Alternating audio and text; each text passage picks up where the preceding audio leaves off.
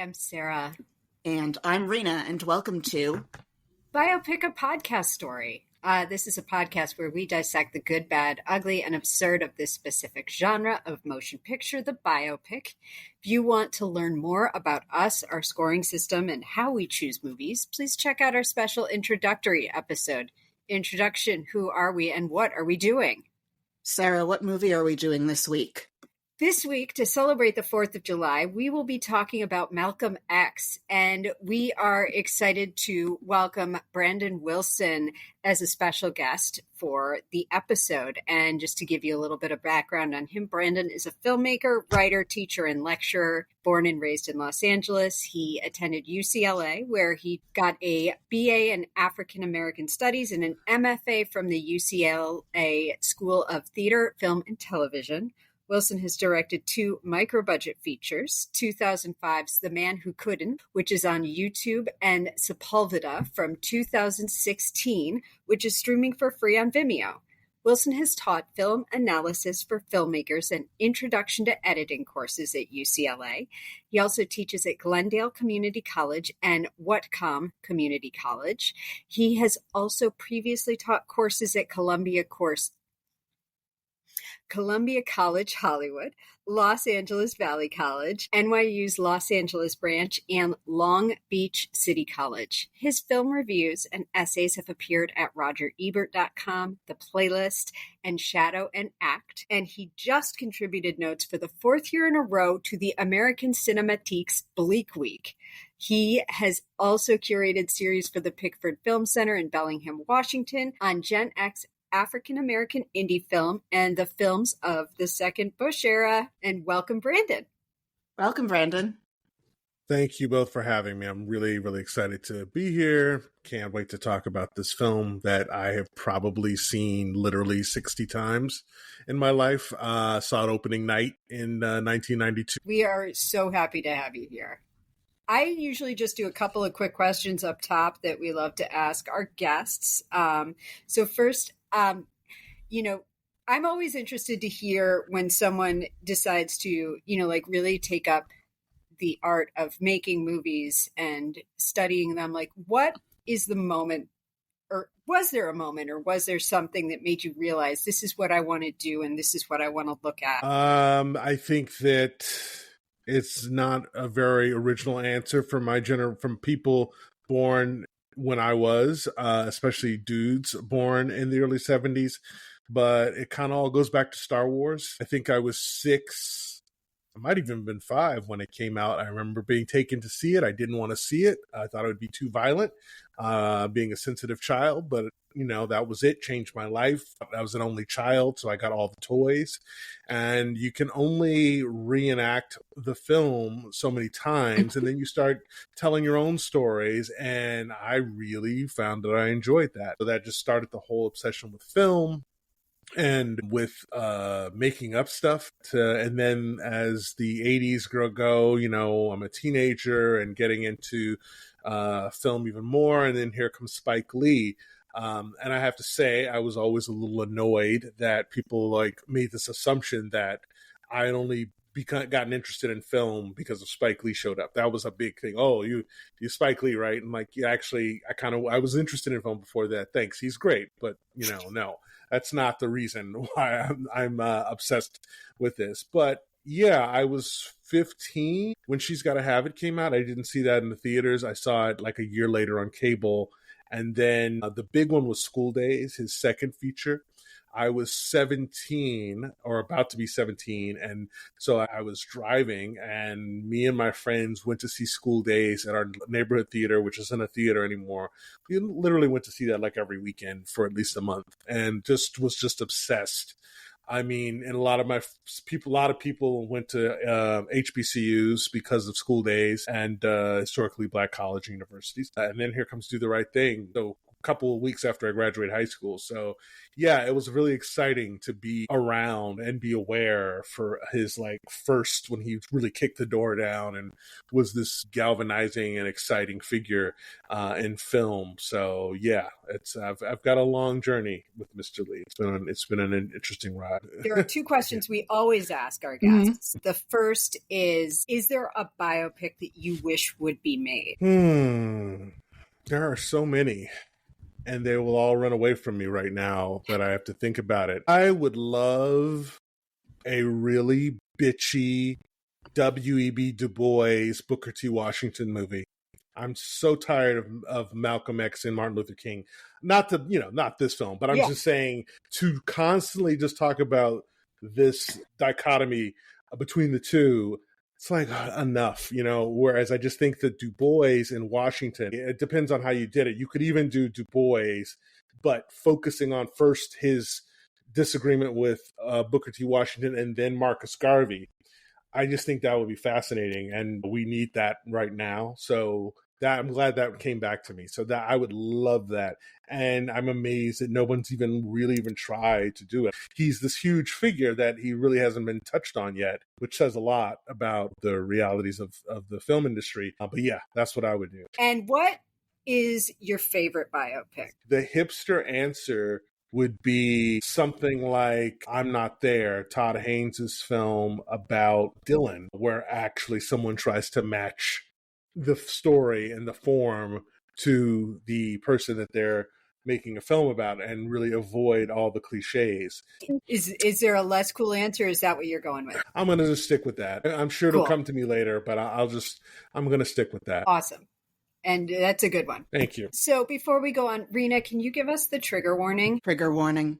This movie contains depictions of racism, drug abuse, prison life, issues with law enforcement, zoot suits, guns, barbaric and toxic hair straightening methods, sex works, the Nation of Islam, Lindy dancing, gaslighting, murder, exploitative relationships, the Great Pyramids, faulty plumbing, prison, baseball, trains, toxic white people, reference to sexual assault, government agents, assassination, toxic men, solitary confinement, women being quietly powerful, mental illness, lynching, Jim Crow, the Museum of Natural History, preaching prejudice, patronizing educators, petty crime, organized crime, hustling, adultery, and use of a certain 6-letter word starting with the letter N that Cleve Jones describes as the one word no white person is allowed to say under any circumstances, as quoted in our Milk episode, in addition to other racial and ethnic slurs. Sarah, did I miss anything? I don't think you did. Do you have a spoiler warning for us? Spoiler warning. We are going to spoil everything, including possibly the major plot points in works of narrative art having nothing to do with this particular movie. Consider yourself warned. Sources that we used in the creation of this episode, I picked up my copy of the autobiography of Malcolm X that I read in college and did a quick refresh. But we also have an expert this week. So, Brandon, would you give us a quick rundown on Malcolm X? Malcolm X is a 3-hour plus biopic by Spike Lee. This was his 6th film. He had done 5 films, each one kind of successively larger, and now all successful, starting with in 1986. This was the film that he went to film school to make. He and Ernest Dickerson, his cinematographer, this is their final film together. Ernest Dickerson really was already a director at this point, but it was like, well, we have to do Malcolm X. In many ways, it plays with the biopic form. It imitates the classic biopic form, and then it kind of throws it aside and does something slightly different. It is a film that was very controversial at the time. I think it's very hard for people who were born maybe after this film to really understand what a big deal it was to get a multi-million dollar big studio biopic about Malcolm X, a person who, for many people, it's like saying that Disney's going to make an Osama bin Laden film, like a biopic. Like, honestly, that's kind of how people viewed Malcolm X. And I don't just mean white people. I mean, it'd be easy for me to say that that was a white people thing, but I grew up in a pretty middle class, Democrat voting, but socially moderate Christian family. And there were people here who would sort of roll their eyes at the mention of Malcolm X. I did not grow up in a household where he was spoken of in sort of reverent terms. You know, as much as I've seen this film about 70 times, it's not a perfect film. And there's some flaws to it that we'll get into. But the fact that it exists is still kind of a tremendous achievement. And it absolutely changed forever how people viewed Malcolm X. If you can get Denzel Washington, arguably at the peak of his powers and beauty, to play you in a biopic, it probably will change how people view that person. I feel like Malcolm X really was the climax of a cultural moment that starts in the 80s with hip hop and sort of hip hop culture.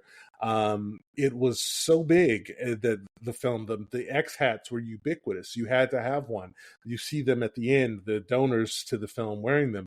And so when this film came out, just literally months after the LA riots happened, which I was right in the middle of here in LA, this was like a moment. And honestly, I feel like 1993 is sort of like a new era that, you know, so from like, say, like the mid 80s to 92 is this building of a cultural movement. And awesome. I have some sausage making about the history of this movie and how it came to be on the screen. So this movie was a big success. It had what was ultimately a $35 million budget, and put a pin in that because we'll get into that. It made $73 million at the box office. So it was a hit, which is kind of amazing given like you got $73 million worth of people's money to go sit and watch on the closer side to 4-hour long movie. I hadn't watched this movie in a very, very long time because it's one of those movies that is an experience and it takes you places and it takes you really far emotionally. Likely he's 32, 33 years old when he made this movie, which is insane. And it's ultimately like it came out to be a totally personal vision because of what happened behind the scenes of making it. And I am constantly struck by how, to this day, people willfully misunderstand what Spike Lee puts in his films. And I think that it has a lot to do with him telling truths that make people really uncomfortable. And this movie had a really long journey to the screen. So it first was discussed as a film project in 1968 with a producer named Marvin Worth, who knew Malcolm X personally, and James Baldwin and a blacklisted screenwriter named Arnold Pearl working on the screenplay for it. Arnold Pearl died in 1971, and ultimately, like their screenplay would be the blueprint for Spike Lee's very deeply changed adaptation. The movie kind of floated around more as an idea than as a ready-to-shoot project for decades.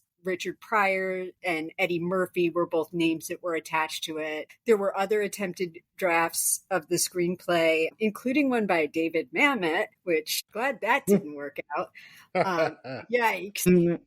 I would love to read that script, though. I would love to see what his take was. Yes.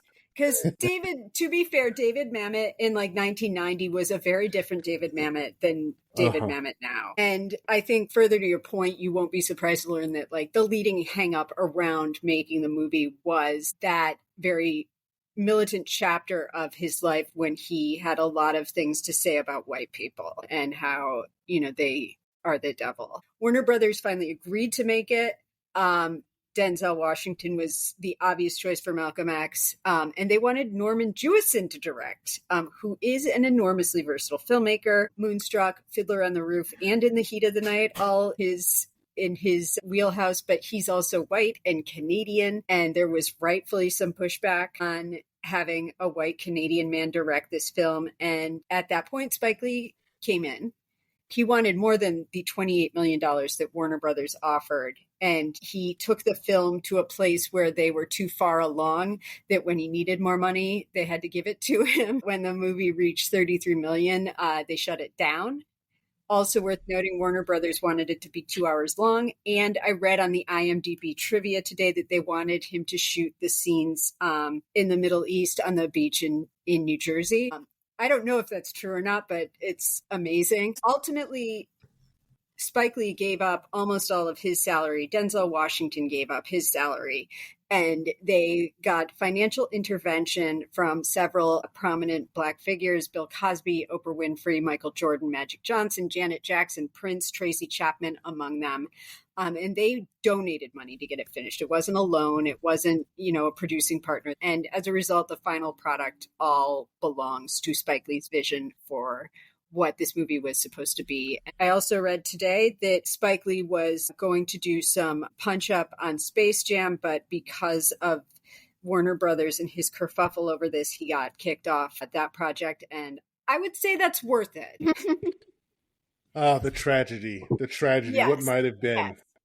Space Jam's loss is this version of Malcolm X in its length, but it's kind of like perfection in that it is what he wanted it to be, is the gain there. And this is also the second time he worked with Terrence Blanchard. Just in case there's anyone out there who doesn't know or needs a refresher, who is Malcolm X? Malcolm X was born Malcolm Little in May of 1925. He passed by assassination on February 21st, 1965. He was a Black revolutionary, a Muslim minister, and a human rights activist who was a prominent figure during the civil rights movement until his assassination.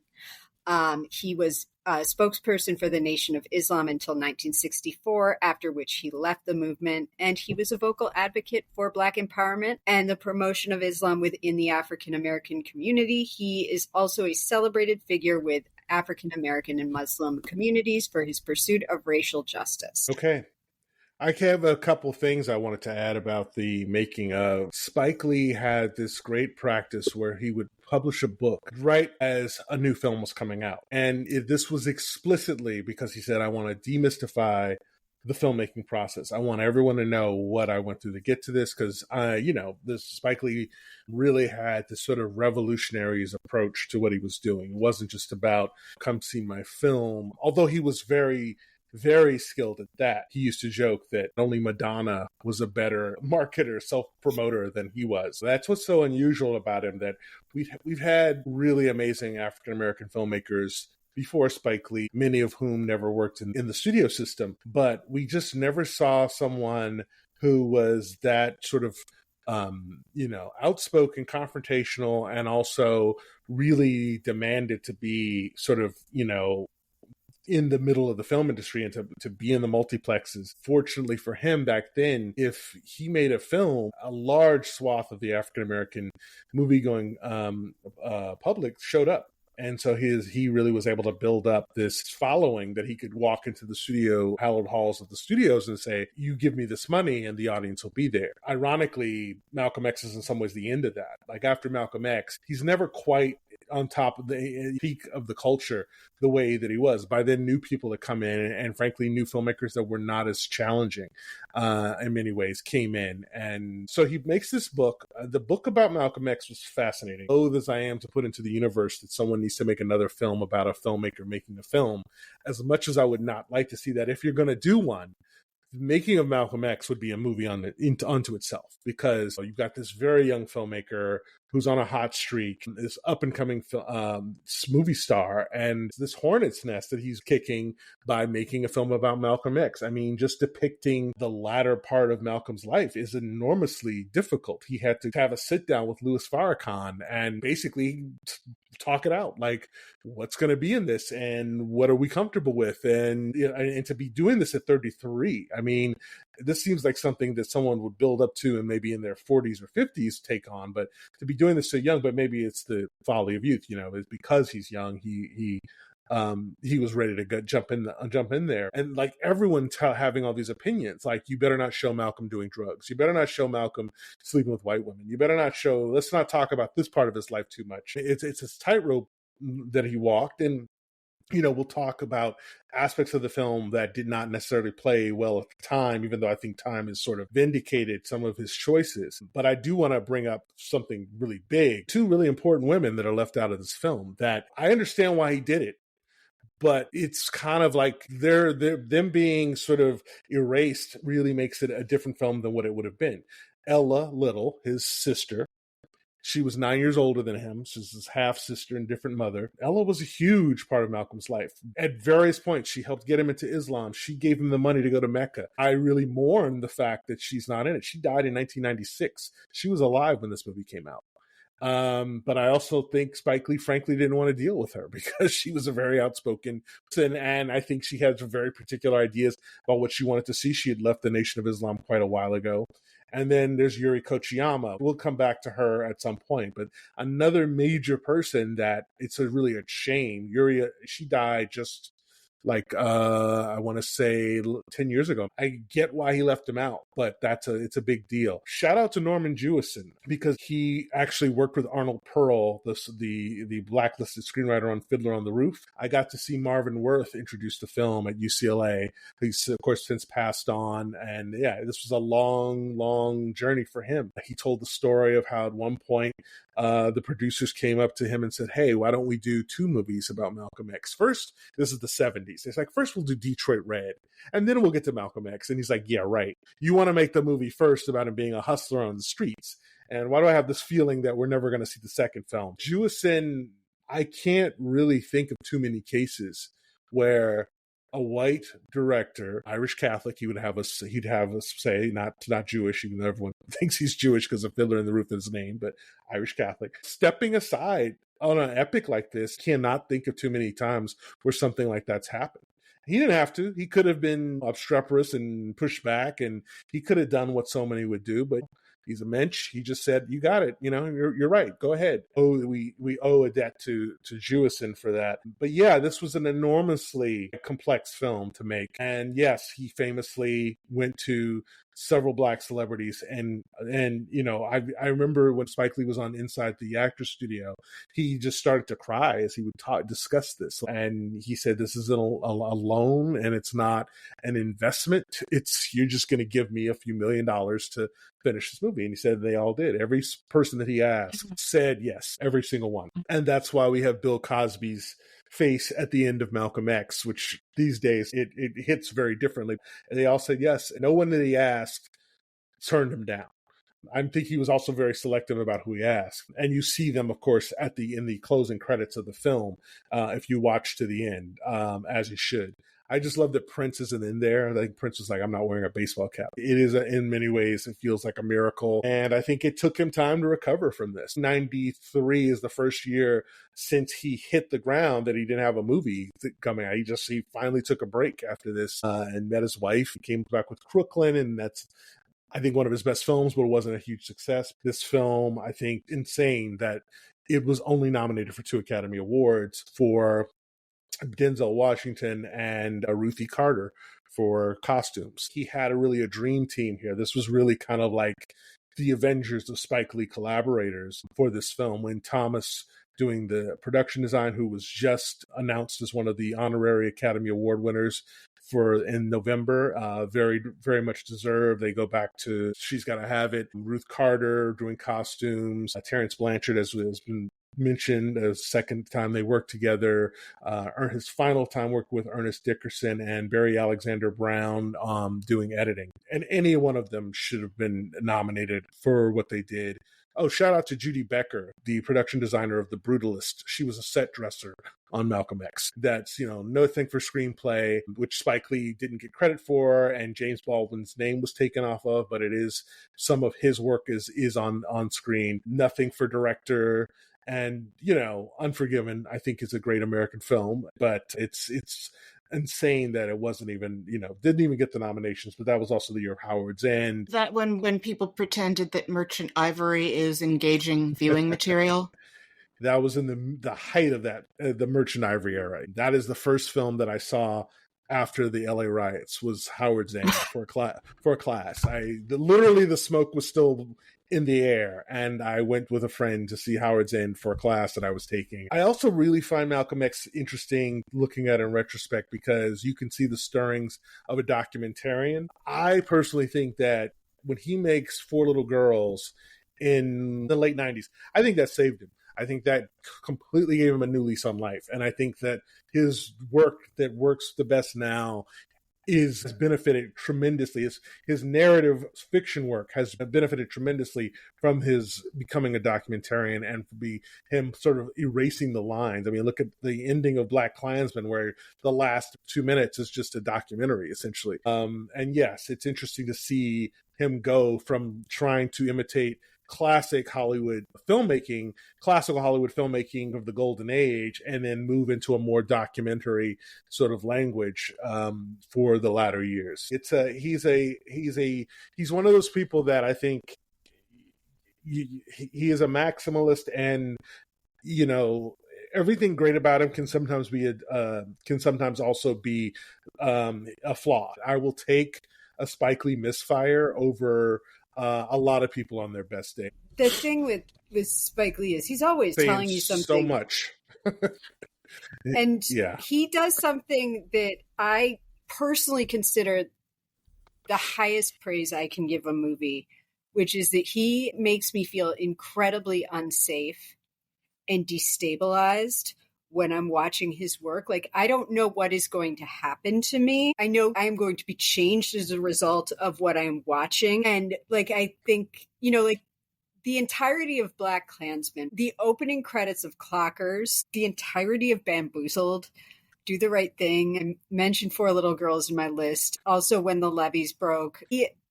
He makes me feel afraid of what truths are about to be revealed to me. I think that his refusal to compromise as an artist has been, to your point, a short-term detriment. I think he knows that his work is going to outlive the things that are honored in that time period. And there's something of I don't know if he knows that, but it feels like he does. And yeah, we open on a burning flag, which I'm sure upset some people at the time. It really did, yes. And then we go right into him getting his hair straightened, getting a conch, which was also incredibly upsetting for very different reasons. And before we get to the conch, I have to say that he also included the George Halliday footage of Rodney King being beaten. And he did that at the 11th hour of the opening credits. And that really upset people. And I remember hearing people in classes saying, he's going to start the riots all over again, as if people were that dim-witted. They were going to see the movie and then go out and immediately start setting the city on fire. But yeah, that was a huge thing. Ryan Coogler just was in the Criterion Closet and talking about Malcolm X, and he made a great point that starting the film with that way, also so many people of sort of Gen X and early millennials, right? Before the movie, you heard Malcolm X, you didn't really see him. You saw that one picture of him pointing in the middle, but you heard him. Malcolm speaks in his tapes, and so starting it with Denzel's audio only was very powerful, because that's how a lot of people first encounter him. But yeah, it's a pretty extraordinary opening with this incredible score by Terrence Blanchard.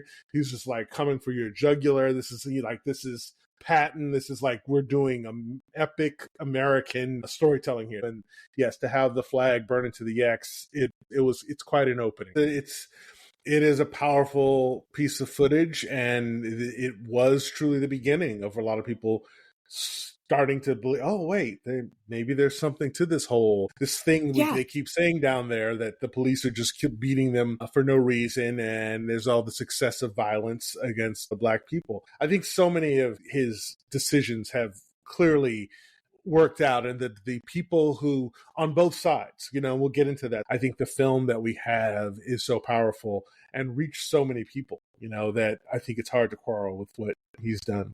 I feel like so many of the risks he took in this movie are just just pay off so beautifully. But man, this lie, holy crap.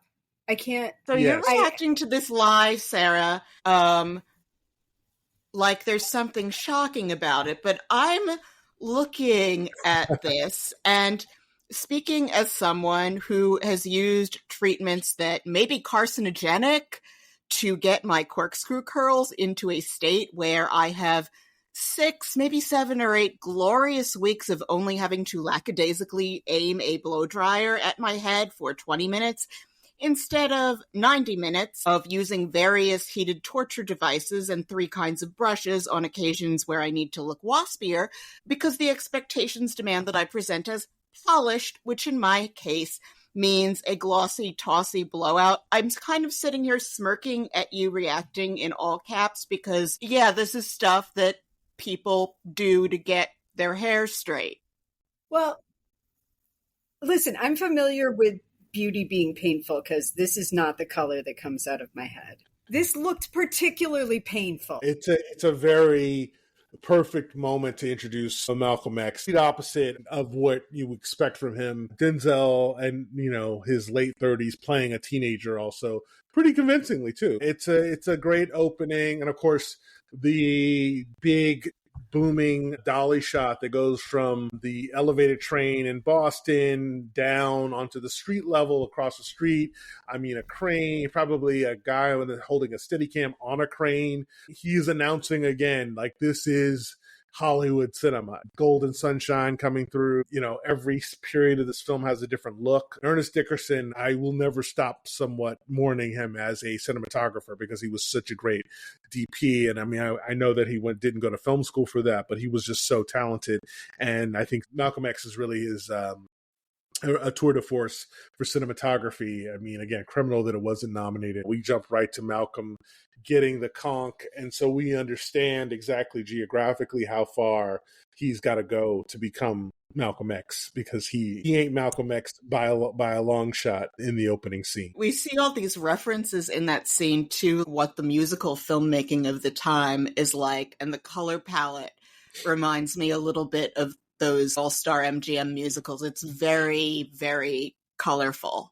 And then I feel like he picks up a few visual reference cues from the times as he's moving through them in terms of just like the palette and the style. It's so wonderful to see, like, they're having such a good time making this part of the movie. And it's beautiful to look at. Spike is sort of throughout the whole first act reveling a bit in this sort of the paradise island of this period before he starts to get into abject criminality. Yeah, Spike's having a lot of fun with this. And there were a lot of people who felt there was far too much time spent that the big dance number, as much as it may be glorious to us now, a lot of people are like, why am I watching a musical number? I want to see Malcolm X. I want to see him start to politically awaken. I think in the book or in real life, he had like a zoot suit, but like, oh no. Ruth Carter gives him like 4 or 5 different zoot suits to wear. And of course, there was a lot of grumbling about the fact that the first person we see in Malcolm X is Spike Lee. He manages to make himself the first mentor as Malcolm keeps looking for different mentors to help him on his hero's journey. But then, the freeze frame and cutting to this traumatic memory where most people would have started there. The Klan visiting his home in Nebraska, the iconic image of the Klansman riding off into the moon, and then back to the big dance number. This is what it is to be this guy. This is what he's running from. There's tremendous amount of trauma that he's already at such a young age had to absorb, and this is why he's trying to live and have as much fun as he's having. The energy in this dance hall sequence is one of a kind. I'm willing to suspend disbelief that these people who are here are doing things like that look like they're choreographed for 4 or 8 people to be relatively symmetrical. And I think I've been waiting over 25 years to watch Spike Lee do a Busby Berkeley musical just from this sequence, because the way he shoots dance sequences and musical sequences is incredible. He's one of these people where his soundtracks are always perfect.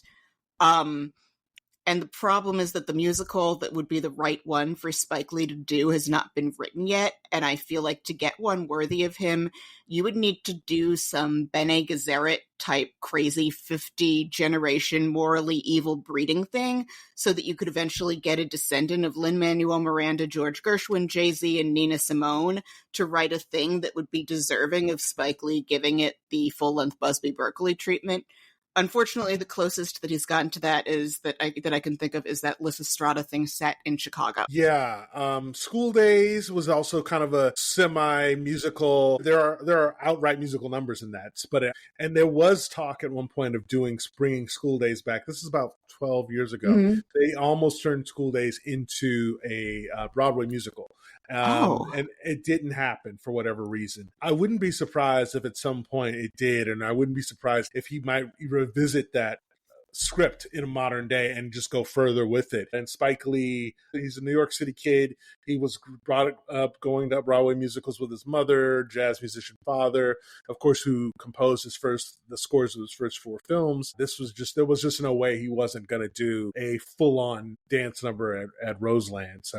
And he did. And he meets a woman named Sophia, who is a white woman. It is Kate Vernon, talented actress, John Vernon's daughter.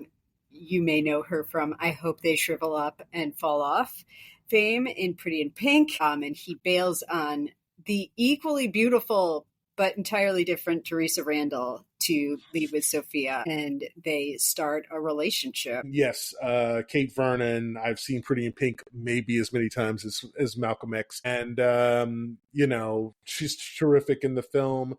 Not an easy part. She just looked absolutely perfect for the period. This was a pivotal part. One of those moments where I'm like, filmmaking was noticing that when Malcolm is first being sort of drawn in by Sophia at Roseland, as they move sideways, the camera is tracking with them through the dance floor as they move. She's leading him to the dance floor, and in the background, in between them, you see Teresa Randall's character, the black girl who's about to get thrown over. That they managed to choreograph that completely the whole time. It's like, so this is what they call filmmaking. Like, if you're going to just show people, this is what you can do. This is what just the basic tools with mise-en-scène and editing and sound, all in design. I wouldn't say it's his best film necessarily, but it's a great film to teach filmmaking with. I read the parts of the autobiography where Malcolm X talks about Lindy dancing, and I could see, wow, he knew a lot about this, and he loved doing it at one point. Like when he talks about lifting women and what you could tell about how light a woman was and the technicalities of the dance. And it reminded me of a quote from Anatole France that appears at the beginning of one of Jim Carroll's memoirs, which is, from Augustine onwards, all writers of confessions remain a little bit in love with their sin. We're also finding out here through flashbacks that his father, who was an outspoken preacher, was murdered, or as the law says, committed suicide by hitting himself in the back of a head with a hammer and then letting himself get run over by a trolley. Who's to say? And we're also seeing that his relationship with Sophia is rife with danger. He's making the point to her, like, you could cry rape at any moment and he would go straight to prison or be murdered or whatever they decided to do with him. And I think that they're both a little bit in it for the drama and the lulls. This relationship comes across as mutually exploitative, and he looks at her like he hates her a lot. The real Sophia was named Beatrice Karagulian, and she died in 2012.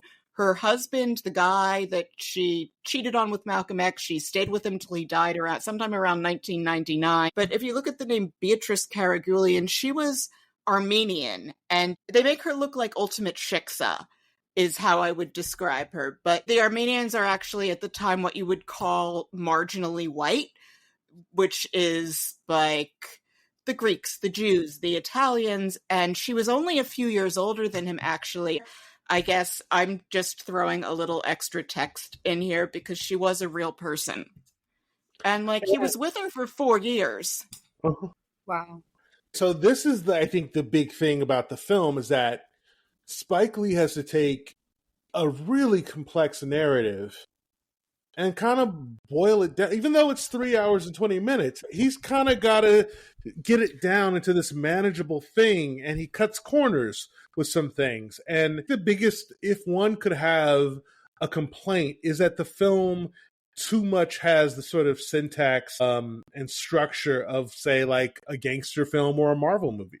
You know, the rise of a hero, and of course there is a fall. Spike is definitely shaving off some things that would make this a little more complex. Right, there's a very definite decision to cast Kate Vernon, and that's Spike Lee. That's his choice. That's the Sophia he wanted there to be. Yeah, 4 years. That is a relationship that obviously was really significant, much more so than I think the film wants to really admit. There are definitely moments that, like, to quote Liberty Valance, there's definitely a lot of print the myth moments in this film where we're going to just tell this version because it's clean. It gets us to certain points. He's with a white woman, you know, capital W. Yeah, Shiksa, Aryan ice goddess. That's who he's with, not an Armenian woman. Like, anytime a woman has her third dimension stripped off and there's a real person there, I gotta find out the backstory and interject that, even if this is about Malcolm. This isn't about rebuilding some random white with some random, but you know, she could have stole her story anytime. And hey, this is Spike Lee's, in many ways, original sin, is his mishandling of women characters. It's something that I feel like he's made a lot of progress with, although, you know, just when you kind of feel like that, then he'll be on some panel somewhere and half the audience will be infuriated with him about the things he's saying. But it's always been an issue. She's got to have it as much as it's about this liberated woman's narrative. And I will say that he there are times when he's been very defensive. There's also been times where he's listened and sort of, you know, tried to take to heart the criticism. But it's always been, women have always been a bugaboo for Spike. That has to be said, for all of his skill. And I do think it's improved. We see that after his father died, his mother, who's played by the wonderful Lynette McKee, is struggling to care for, well, I don't even think she's actually struggling to take care of all the children. I think that social services wants to present that. Let me be clear there. And lovely Karen Allen shows up and is a monster and separates the children from each other. And baby Malcolm goes to live in a foster home and go to school surrounded by white kids. And he is treated very poorly by them.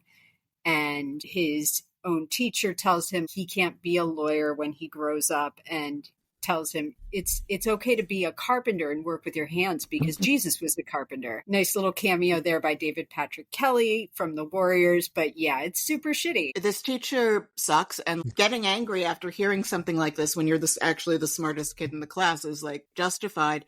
And also, there were black lawyers in the 1930s. Howard University had a law school. Thurgood Marshall, who graduated from there, had passed the Maryland bar exam a few years before this scene is supposed to have taken place. Black people had been passing the bar exam and practicing law in America since the 1840s. There had been black judges in northern states before the Civil War. Even the first black graduate of Harvard Law graduated in 1869. Furthermore, a black woman graduated from Yale Law in 1932. And my point is, there were black lawyers in the 1930s, and this teacher is full of it. 100%.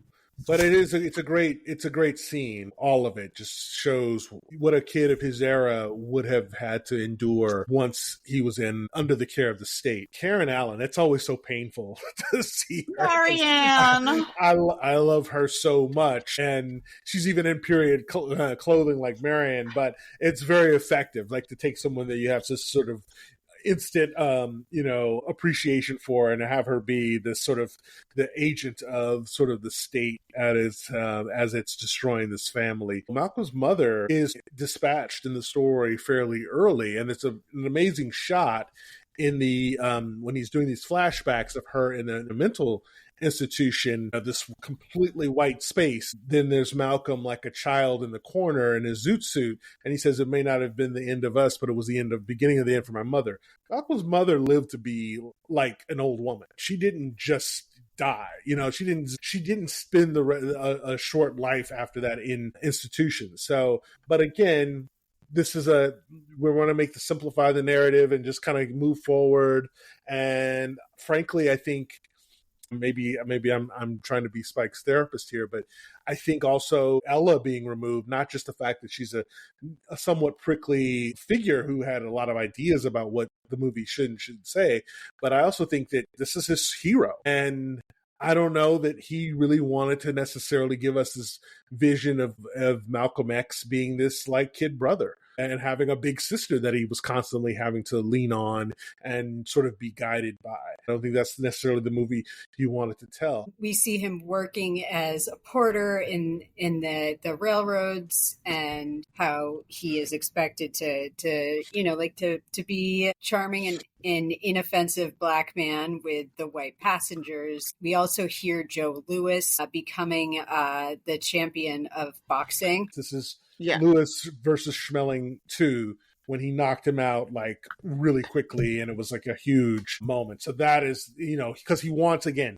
Harlem to be introduced at this moment of ebullience and joy, and just show, Malcolm being introduced to Harlem at this peak moment when it's going to obviously mean a lot to him for the rest of his life. And we see Malcolm kind of getting more and more like seeped into the world of various vices. He meets Delroy Lindo, who's so fabulous in this movie. It's one of those performances where, for me, I don't know about anyone else, but when I see someone for the first time in something who's that good, I feel like I've seen this person before, right? And no, I haven't. But it just seems like they've always been there somehow. He's so fantastic, and you can't think of anyone else in the part.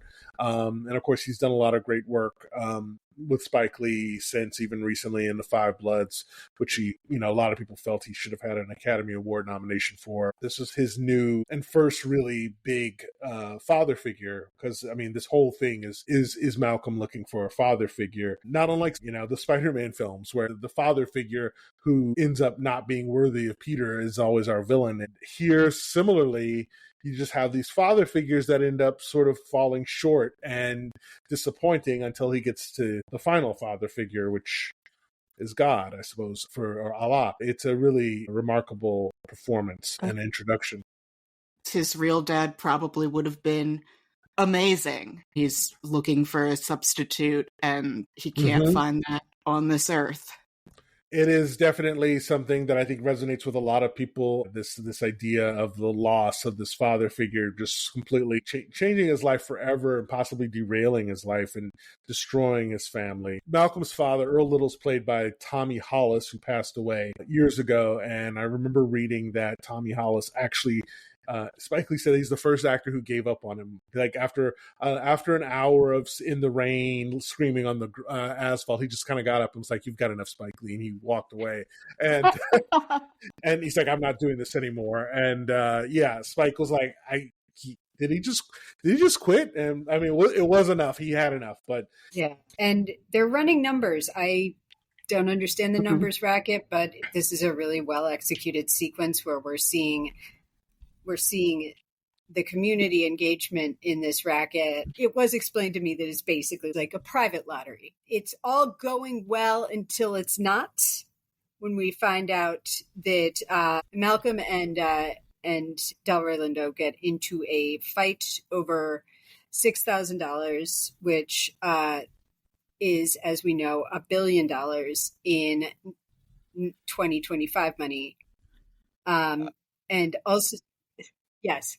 $6,000 during World War II is about $111,000 today, according again to that inflation adjustment tool.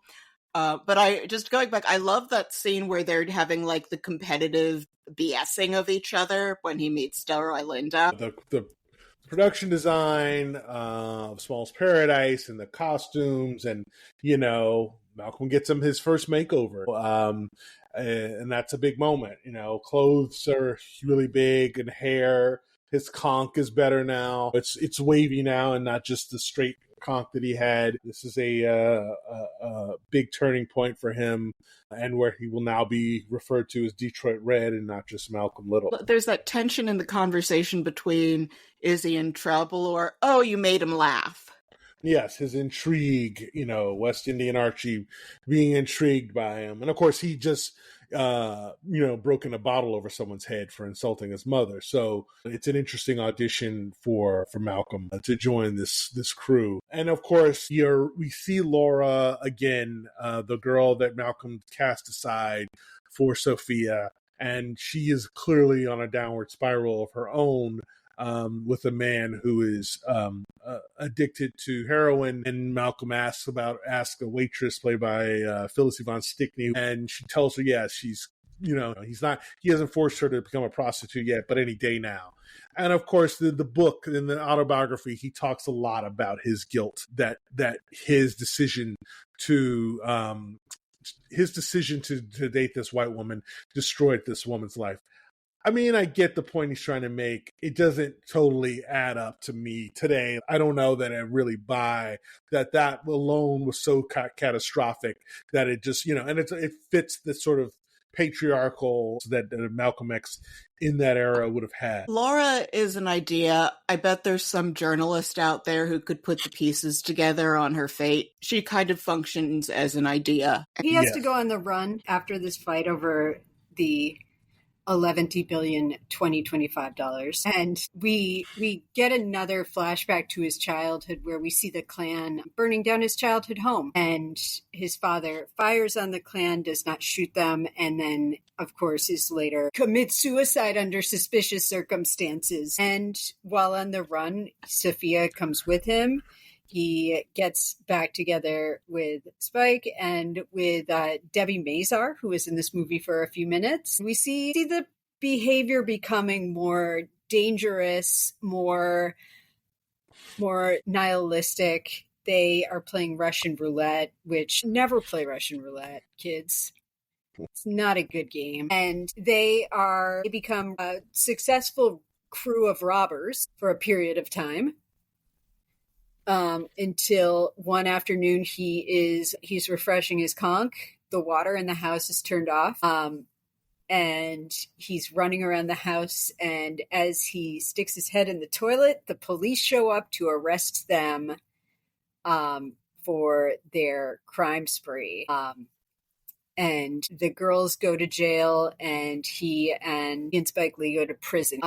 And they get several 8 to 10 year sentences, but they get to serve them concurrently. Poor Shorty, this is also mentioned in the autobiography, doesn't know what concurrently means. And Spike does a very funny feint because he thinks concurrently means one after the other, not simultaneously. By the way, shout out to the judge in that scene, is played by the late William Kunstler. A birthday twin of mine, July 7th. It's a great cameo to have him be the judge who's throwing the book, of all people, this, lion of lefty legal defense. So that this part of the film, and also Spike does show Malcolm taking hard drugs. It's a great scene with Delroy Lindo's West Indian Archie and Kate Vernon and Sophia. She's in a blue dress, and Malcolm's in red, or has a red top and white pants. Going, hey, red, white, and blue is perfect. And they are doing. They say, is it girl? I think it's cocaine, and yeah, just another sort of downward spiral. A little bit of tension between West Indian Archie and Malcolm over Sophia. Possibly, he doesn't care for her, maybe just personally. Could be that she's a white girl, maybe a soupçon of homoeroticism, which we had a lot of that back then in movies. Likely knew that there were people that didn't want that kind of thing in there. I love also the next scene, Mickey Howard is singing as is supposed to be Billie Holiday, and you see Denzel just sort of put a finger to his nose. That it's the drug use is getting out of control. Just it's a great little subtle thing before he has to flee for his life from West Indian Archie. So this part where and Debbie Mazar, of course, again, the blondest Debbie Mazar you never want to see. There was a biography. I can't remember how many years. I think it must be about 10 years old now. Manning Marable, an esteemed African American history professor, spends years writing this giant biography of Malcolm X, and he had the good sense to die on the eve of its publication. So he dies, and the book comes out, and it is just a huge thing. It just sends shockwaves throughout Black America because he debunks a lot of the things that are in the autobiography. And he challenges, he said, actually, this is the real story. Malcolm told the story. He was crafting his myth. He was crafting the narrative when he was talking to Alex Haley, but this is the reality. And one of those things, the big one, I think, that really upset all the salt and pepper dreadlock gentlemen in my community, was the fact that the part played by Roger Guenveur Smith, who's a Spike Lee stalwart. He plays Rudy. Rudy is supposed to be a mixed race guy who's a valet for rich men, and also performs sexual services for these rich guys and puts them to bed and sort of takes care of them. And that's how he's setting up the people that they're going to rob. Manning Marable said that Malcolm did those things. He would work for rich guys, and Malcolm was not above having male partners. While he was in this period of life. And people were very, very upset. Manning Marable painted a very bleak portrait of Malcolm's marriage to Betty Shabazz, that this was not a happy marriage at all. The other aspect of the autobiography is that he was, how much of it was Alex Haley putting his spin on it after Malcolm's assassination, we don't know.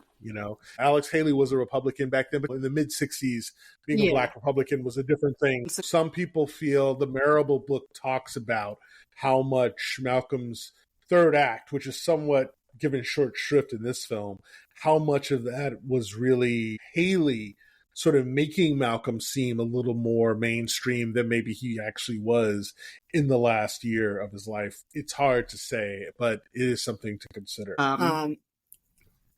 So prison. We're in prison now. The cinematography changes dramatically. It's cold now, and the color, temperature, all that, the warm sunlight of the that we had before is gone. He's humbled pretty quickly in prison. He is very stubborn, and that doesn't go well. And he gets put in the hole. And a priest played by Christopher Plummer shows up at the hole and tries to talk to him about Jesus. And that doesn't go so well. He starts, demanding, where is Jesus? He has abandoned me. Like, look at my life. Look at all the things that have happened. And it's like, fair point. And it's the first time we see him confront the trauma that he has been on the run from this whole time. We hear as he is in the hole, just this sort of primal screaming coming from him. And it's shot differently, but it reminded me so much of the scene in Taxi Driver where the camera turns away from De Niro when he's having that awful conversation with Sybil Shepherd. Whereas like whatever's going on in Malcolm's head at this moment is too painful for us to see. And it's him getting back to the root cause of everything that has brought him to this moment. He is in the shower trying to work on his hair, and we get introduced to Baines, who is going to give him the direction to transform his life through the teachings of the Nation of Islam. Baines gets him high on nutmeg. I guess they don't have bakeries in the prison, so there's no reason why anyone would miss making Nobody's Christmas making cake. cookies. No ginger snaps in prison.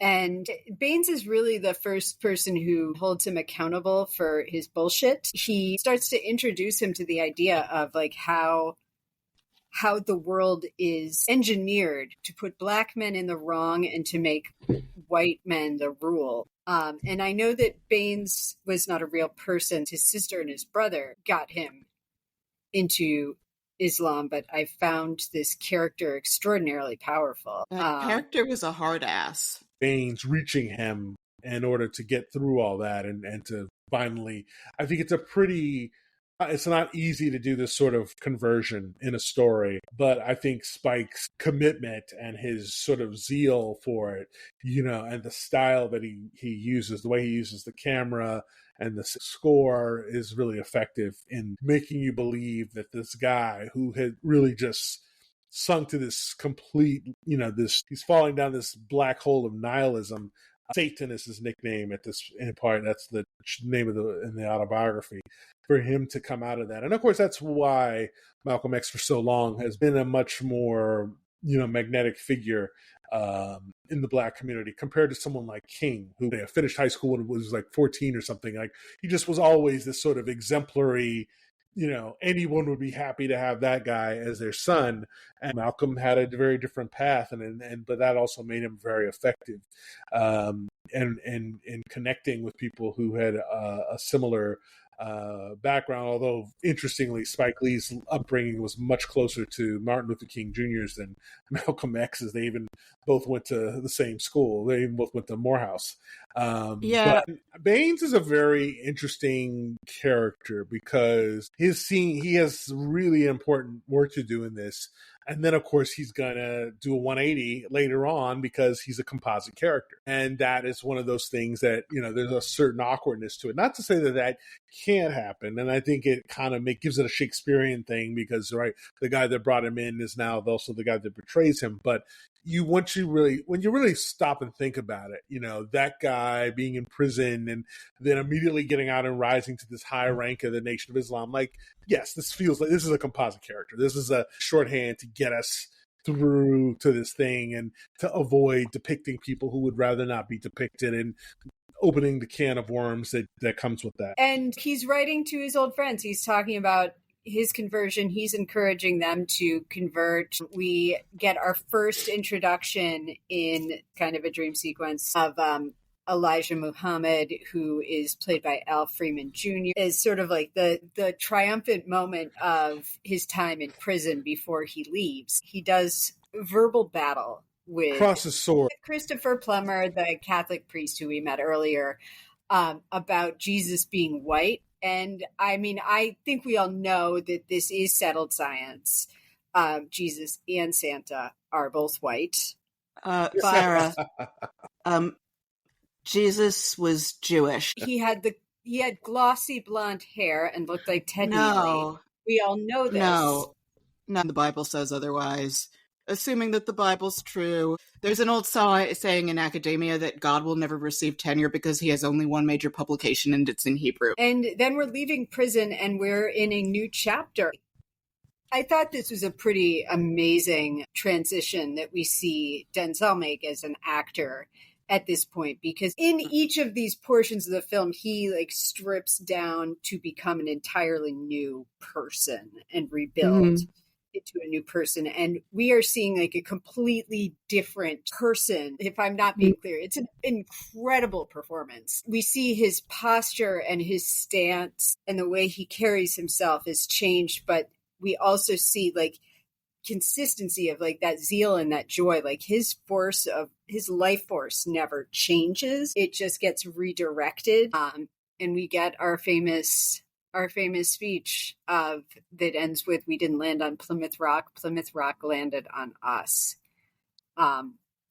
And everything that he has said, in the last 30 minutes of the film at this point, are all incredibly dangerous ideas in 1993 for a mainstream audience, because he is talking about white men, but I would also just say the patriarchy and its tools, because there's a lot of white women in that too, who are part of the white patriarchy and the evil that it has done to Black Americans. And there's nothing that you can really disagree with in the points, but at the same time, to this day, these are ideas that people find really upsetting.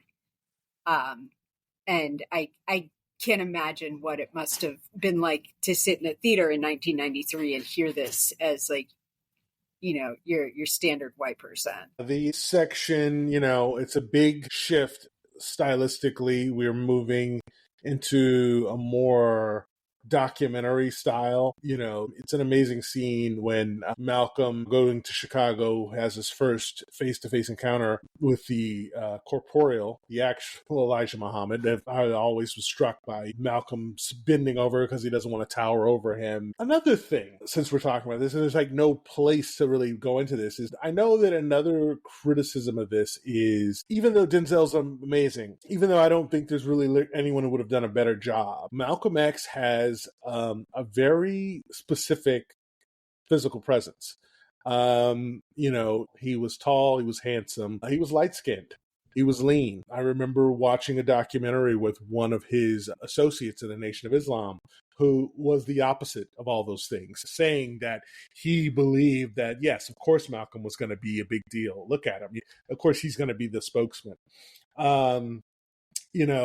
Now Denzel, of course, has such tremendous charisma. And I think in these scenes where he's, the sort of Nation of Islam era Malcolm, and he's doing his preaching and he's speaking in public, he's tremendous. I don't think anyone could do it better. It is interesting that, Malcolm X had a very specific look that Denzel doesn't really have that look. Elephant in the room, I'll just say that there is definitely not a two-way street as far as casting for someone and depending on their skin tone. I believe that if someone it's always okay for someone who is darker skinned, an actor who is darker skinned, to play a lighter skinned character. You are risking a lot if you put a lighter skinned character in this role of a darker skinned real life person.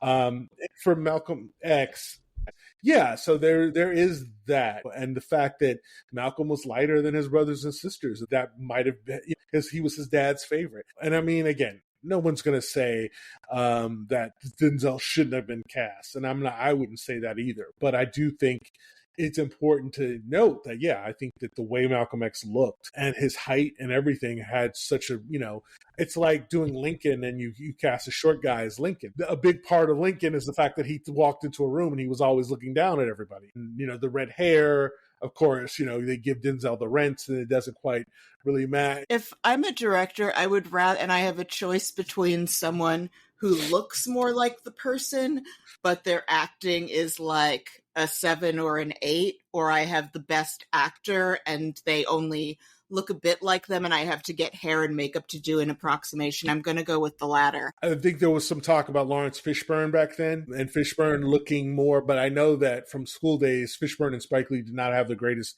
experience working together, and Fishburne would have been great too, but I just, there's just no way this is anyone but Denzel Washington. But yeah, this is in some ways, I think, some of the strongest of the whole film. Scene in the scene, when he's in the overcoat and, ambushing people as they walk out of church, and the scene with Bobby Seale and Reverend Al Sharpton, back when he was fluffy, and then of course bringing it back to the personal with Shorty coming back and not believing that Malcolm was thinking that it was all a con, thinking it was an act, and also tying up the loose ends with West Indian Archie and his gang. So I mean, again, very, very smart storytelling. That's a lot to sort of make manageable and to streamline, and and it does. Soon as Laura has finally shown as a fallen woman, as a prostitute,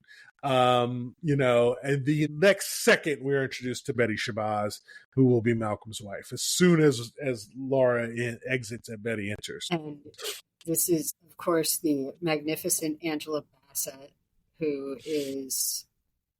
looks exactly the same. I don't know what she does. And they begin a really like a genteel courtship. It's interesting because he starts talking about, we start to kind of understand the tenets of what is expected of women in the Nation of Islam. And it's definitely like almost every religion is patriarchal, let's be real, and demands a lot of like gentility and modesty of its women. I've looked into this about as hard as I've gone as far as watching this movie in terms of looking into this, but I was like, Nation of Islam seems to be demanding the same amount of discipline from its men as well as its women.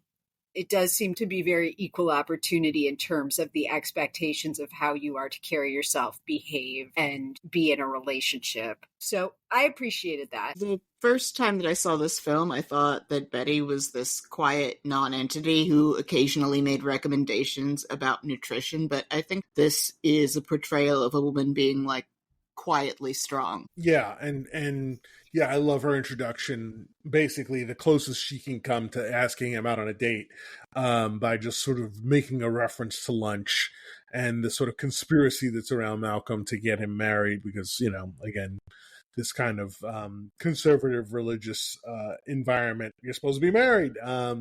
Everyone's supposed to be married. I think Bassett plays these scenes really well, where she clearly has this agenda, and the Manning Marable book was very clear that yes, that Betty in real life went after Malcolm, and then Malcolm was kind of clueless, and all that's in the film, and that does seem to check out. That he was somewhat indifferent, like he got married because it was an expectation that he was to be married. This was Bassett's first, and probably for a lot of people, it's the first, might have been the first time they saw her. And sadly, for film where fire becomes this motif, this was sad irony that after this film was made, years after Betty Shabazz, of course, died from injuries sustained in a fire in her apartment set by her grandson, who was quite troubled. He's no longer with us either, and he was living with her because he was getting sort of passed around the family. Really tragic how much that there's been a lot of difficulty for the family and the daughters. I'm sure some of them are fine, but it's a lot to manage. One of his daughters was in trouble for trying to solicit a hit on some members of the Nation of Islam in revenge for her father's assassination. The screening that I saw at UCLA of this, Atala Shabazz, his oldest daughter, was present, and it was very interesting to hear her talk about this and what it meant to her to have her father's story being rendered this way. It's a really difficult thing to have your whole life be sort of dominated by your father and his legacy. He was gone a lot, and he was gone most of their marriage. I mean, it was Betty, and they do give her that. The real Betty Shabazz says they never had an argument. And yeah, they bring up the fact that this woman was effectively a single mother with 6 daughters in their short time together. I don't know if it's just like also like this spoiler alert, skipping ahead for a quick second too. Just I didn't clock it when I first saw it, but I think like just being at this station in life where I am, I was taken aback, and I'm still like thinking a lot about how they chose to assassinate him in front of his children. Yes. And how like unspeakably cruel that is, and also thinking about like the level of trauma that would introduce into the rest of your life. Like I can't fathom that choice. Also, a generational repeat cycle of seeing your parent murdered. Absolutely. The oldest daughter having probably the freshest memories of it. I can't imagine. But yeah, well, I don't want to say more. I'll save it because we've got some more story. We also see at this point too the power of the Nation of Islam as an organization and as an organizing force, because we see a man often get detained and beaten by the cops. And they insist on seeing him in the police station, and he is in very bad shape. And then they insist on getting an ambulance and having him taken to the hospital, and they assemble outside of the hospital all of these impeccably dressed men standing very still, staring up at the hospital windows with an angry mob behind them. This is such an arresting shot. Yeah, it's really key for the film, and the people even say basically one of the big knocks against Malcolm X in real life, which is that basically what did he do? You know, he just made a bunch of speeches. He didn't do anything. Martin Luther King is down there risking life and limb and getting and in the White House, in the Oval Office, getting things passed, and you're just making speeches. And so yes, the Brother Johnson sequence, which literally interrupts his date with Betty, is it really, that's the lore that really kind of cemented Malcolm X and allowed him to break out from that sort of cacophony of various people on soapboxes in Harlem at the time, that was the moment when people paid attention to him. Brother Johnson, played by the stand-up comic Steve White, who was one of the kids along with Martin Lawrence and Leonard Thomas, who plays an assassin in Malcolm X, in Do the Right Thing. They're like that group of four and he's a stand-up comic, and he's on his back in the two shots that he's in, so you can't recognize him. So yes, the Fruit of Islam, Malcolm's sort of paramilitary guard that he was a captain of and in charge of. And yeah, it's a really interesting moment, because what's not impressive about them isn't their violence, or it isn't that they're saying angry words. It's just this like almost scary precision, and how put together all of them are with their overcoats and their hats and their scarves, and just, the fact that there's a level of control there that is impressive to some and frightening to others. Peter Boyle shows up, of course, as the police captain. Spike Lee literally actually tried to get Clint Eastwood for that part. Clint Eastwood apparently considered it. He wanted Clint Eastwood to get out of the car as the police captain and be sort of stared down by Denzel's Malcolm X. Oh, that would have been amazing. It would have been good. Clint and race is a complicated, fascinating topic. Like, I could see him doing it, but I'm not surprised he didn't do it. So yeah, that was the original plan. This is the beginning of Malcolm kind of going supernova, and the sort of almost inevitable sort of backlash that was going to hit him, and jealousy that was going to start, especially. And then, of course, comes the disclosures, the rumors about Elijah Muhammad soon after. He becomes the spokesperson. And he also proposes to Betty over the phone. And we've talked about this, and you cannot do that, but he does. No, but that's on brand. I think it's really interesting that despite the film somewhat romanticizing them a bit, that, it's clear the bones of it are, this was not a guy that was particularly interested in being a husband or a father, really. He did it because it was of an obligation. Denzel's able to really bring a tremendous humanity to it. His exhale after he hangs up is such a great little, thing that humanizes him and always gets a reaction from an audience. The widows of that era were expected to just live on a pedestal after. Like, props to Merle Evers for getting on with her life and remarrying. 100%. Like, because Coretta Scott King and Betty Shabazz both had to live on a pedestal for the rest of their life. If you look at, like, the fury at what happened to Jackie Kennedy when she married Onassis, because, like, everyone expects a widow whose husband is iconic to, like, be the Virgin Mary for the rest of her life. I can't really imagine what it was like for either of them. We go into a super arresting series of moments here where we get a nice encapsulation of kind of what his core beliefs were in this moment and what he was preaching, which is largely self-sufficiency and kind of the sort of like separatist movement of sorts, like not in non-integration, not doing the nonviolence thing. He's very dismissive of the nonviolence movement. And because of the way Spike Lee shows this, where we're seeing a lot of news footage from the time period of the abuse that was endured in order to get the civil rights movement off the ground and to bring attention, and sort of the human sacrifice that Black people made during the civil rights movement of their bodies. It's interesting because it's a very elegant explanation of the shortcomings of nonviolence. I was reminded of the Stokely Carmichael quote, in order for nonviolence to work, your opponent must have a conscience. The United States has none. And, the thing about that Carmichael quote, which comes up a lot, is that that's debatable. I think that the movement that was successful and the gambit in many ways did pay off. I understand completely why he felt the way he felt, but I don't know.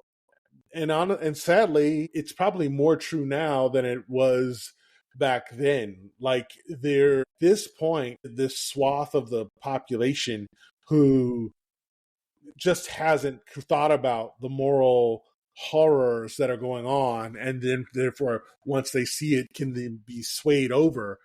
Like maybe now it's true that at this point, if you haven't taken that stand, you're probably not going to, because we've all seen the video footage of all these horrors, of all these atrocities that are happening. And so I take the point, but I also think that the civil rights movement was pretty successful and at doing this and using that. But right. And of course, this is all to come. Spike Lee's again, a lot of people would have kind of soft shoot this part. But no, the white people are the devils. I don't mean some, I mean all of them. And then that great montage of everybody, of the white people we've seen in the movie. This is back in the prison sequence, and having that, yeah, it's pretty bold. But also, I think in some ways that's kind of why he wanted to make the movie. I think that I feel like the parts of Malcolm X that he responds to are those really dangerous parts to it. And that's why Malcolm in his final period, we don't really know as much when he sort of moves away from some of that. But no, Spike was very adamant that those things were going to be in the film, and that he was a separatist, and he believed, that that's the next step from what his father believed as a Garvey adherent. So yeah, the fact that he kept that in there, it's a strong choice. Then comes, I think, one of my favorite moments in this movie, where he is going to speak on a college campus, and the white girl comes up with her beret on, and she starts giving him the speech about how hashtag not all white women, and says, what can I do to help further your cause? And he just looks at her and he says, nothing, and keeps walking. I felt like there was a lot of layers to this. I felt like this was Spike Lee talking to the audience, and probably all the well-meaning white people who have approached him with commentary over the years. Obviously, this was Malcolm X making a statement about the movement. I think that this is a moment that is still resonant today, where even the most well-meaning white people often have a little bit of main character syndrome and want to insert themselves into causes when really what we should be doing is sitting down and shutting up. I was like, oh my God, this is brutal. This is the character that I will cringingly admit to identifying with the most in this film, the well-meaning white girl. The worst I can say for her is that she wants an I'm cool card, and she wants Malcolm X to personally sign off on alleviating her white guilt, and I find this relatable.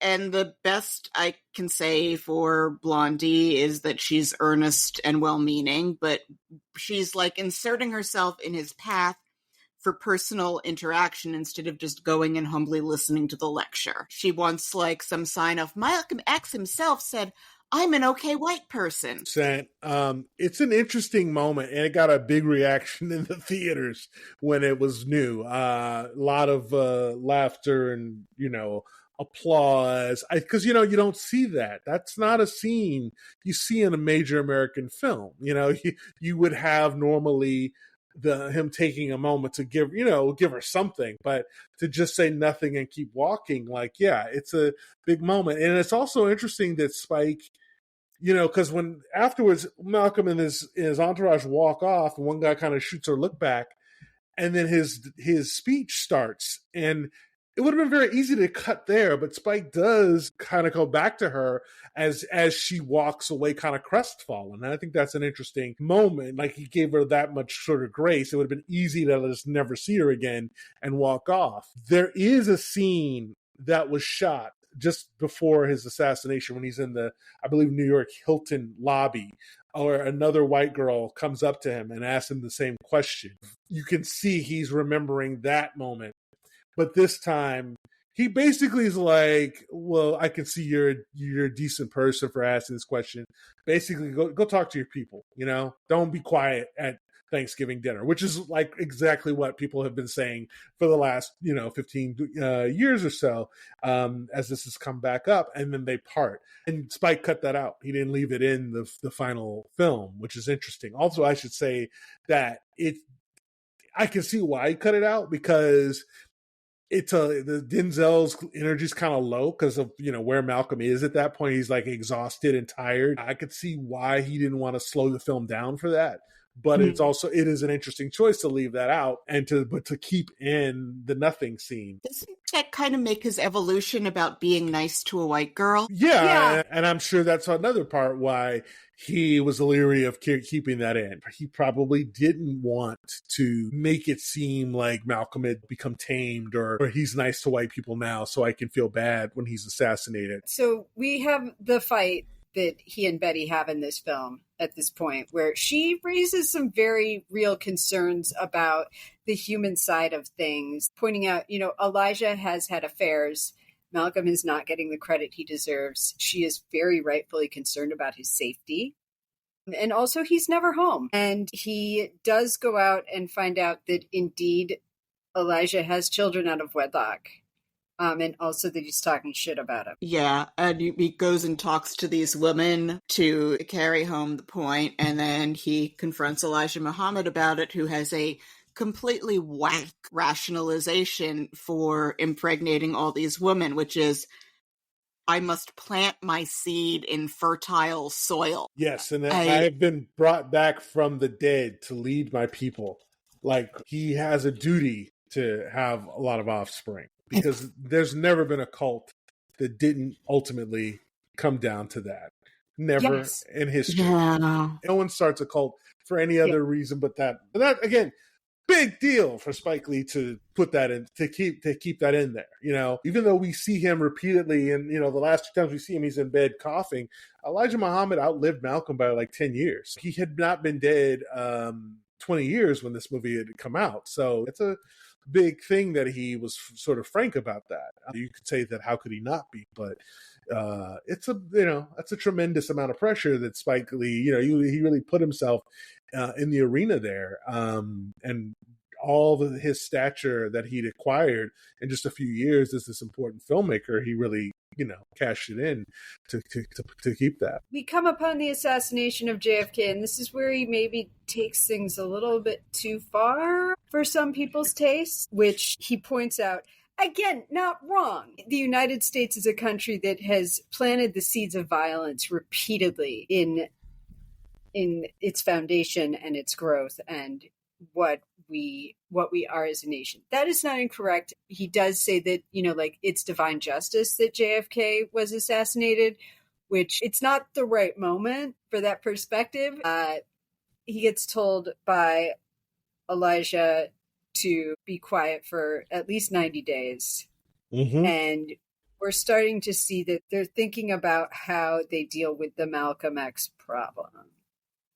And he ultimately announces that he will be splitting from the Nation of Islam, and he wants to find common solutions to the common problem, and he is turning the page on his previous commentary on other people in the movement. So I think this is a nod at Martin Luther King and just anyone who's been approaching equality differently than him, but he wants to move on from his positions and be more open, he says.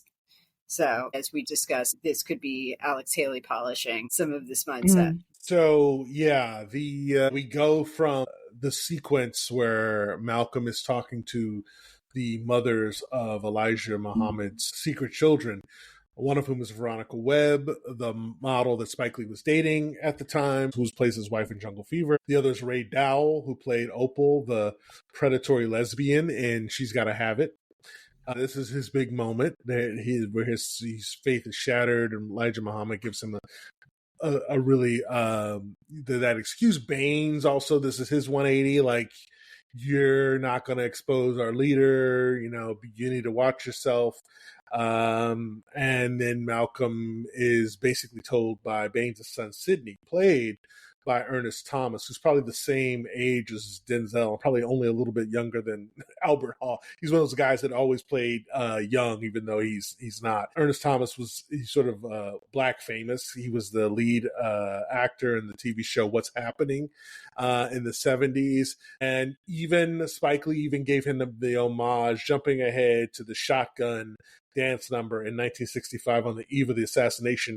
The DJs are doing the dance that Ernest Thomas's character on What's Happening did on the show. It's such a completely if you're not Gen X black, you totally miss it. But he actually took a moment from Malcolm X to do this shout out to this short-lived, I guess it was on for a few seasons. So anyway, so Ernest Thomas tells him you're my dad. I want to be with you. And he's like, no, you gotta go and don't come back. You can't join Team Malcolm. You gotta go.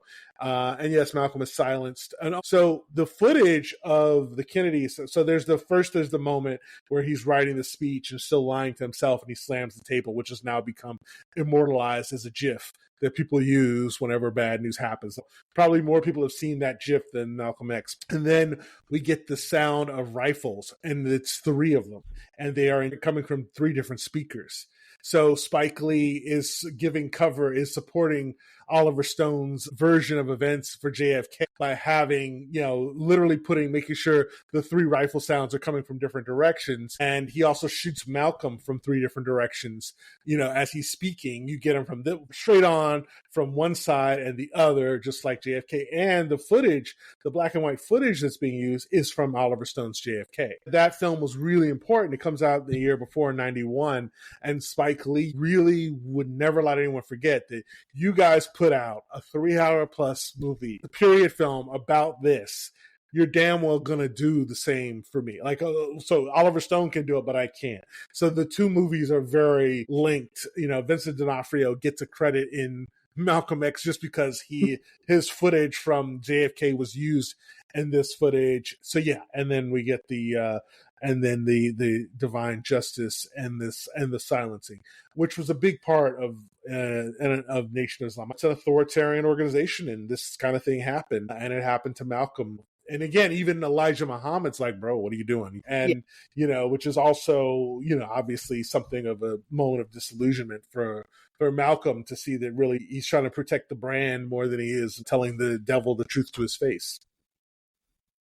It's so funny that we're talking about JFK, because I was also struck watching this. Baines is the Donald Sutherland of this film, because he comes in and he takes 10 years and moves that along in 10 minutes. Albert Hall played Baines, famously also in Apocalypse Now. He's still with us. Yeah, and he's wonderful in this movie. He's got to do such a 180, and he does both parts of it very well. Malcolm decides to go on a pilgrimage to Mecca, and it's very eye-opening for him. He meets Muslims of all stripes, shapes, colors, ages on his pilgrimage, and he's being openly tailed by the FBI/CIA. They're not even trying to hide that they are on his tail. They've got these 2 white Nebraskans on his ass with binoculars and cameras, not even attempting to blend in. But we see him taking in this experience and really enriching himself. And we see it even more so in the end when we see the actual footage of him. You just see so much joy, and you see that in this sequence, and also when they show the actual footage from it at the end of the movie, and it's delightful. Yeah, just from a filmmaking standpoint too, it's a pretty stunning sequence. Again, not nominated for Best Director, but you got a pretty claustrophobic stretch of the film, here where he's realizing what's going on and that the walls are sort of closing in, and he's at this press conference, and then cutting to this shot looking up at this Egyptian sky and the nose of an airplane. It's just really a stunning section, especially now. So many things, so few films do this sort of thing anymore. And yeah, Spike Lee knew that it was important, and I'm sure this is why he had to go to the people and get money to be able to go to the pyramids and to show them and not fake it, and for Denzel Washington to be there. And then the Duke Ellington coming in, the music coming in, just again, killer soundtrack of just like pretty much the breadth of black music in sort of the mid 20th century, and so many of the greats. Again, not a shock that son of a composer. And the Mecca sequence, this was the first American, I think this is one of the first films, period, to feature footage of Mecca.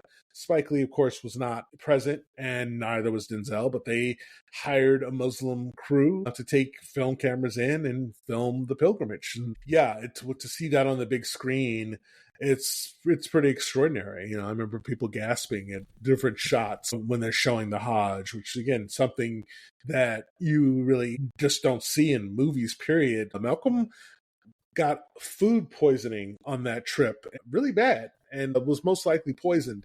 But again, just to keep it moving, they left that part out of the story. I don't want to watch Denzel having food poisoning. Double choice. But yeah, Malcolm's gone for much of 1964. Like, that's a long trip. And again, he went to his big sister to get the money to take this trip. And she's like, all right, here you go. Here's the money. He was the Nation of Islam. They everything they had was from the nation. He didn't make any money from them. He wrote the check and off he went. And he was gone for, sadly, probably the bulk of his last year. He comes home and it's different energy at home. Yes, different look to the film, and yes, different energy, but also, and something else we don't really get in this film that the Marable book really talked about, is that while he was gone, things in the streets were pretty bad between the people that left with Malcolm and the people in the Nation of Islam. It was almost like a mob war. Ruby Dee's brother got jumped very badly and beaten. It was pretty hectic and bad, and you don't really get a sense of that in the film. So yeah, it was a scary time in general that again isn't really depicted. It's really just more about Malcolm and the growing threats against him. But yeah, I mean, and he's breaking away and starting his own organization. So which of course has been infiltrated by NYPD and maybe the FBI too, but they were infiltrators on both sides of the nation and of the OAAU. He's at the airport speaking, and there is what will ultimately be the signal that someone is going to try and kill him, because we see this again where someone starts yelling, "Get your hand out of my pocket," but it doesn't work while he is speaking, and then he is in his home, and his home is firebombed. Yeah, they copy that shot from, I think it was in Ebony magazine, of him standing at the window with the rifle.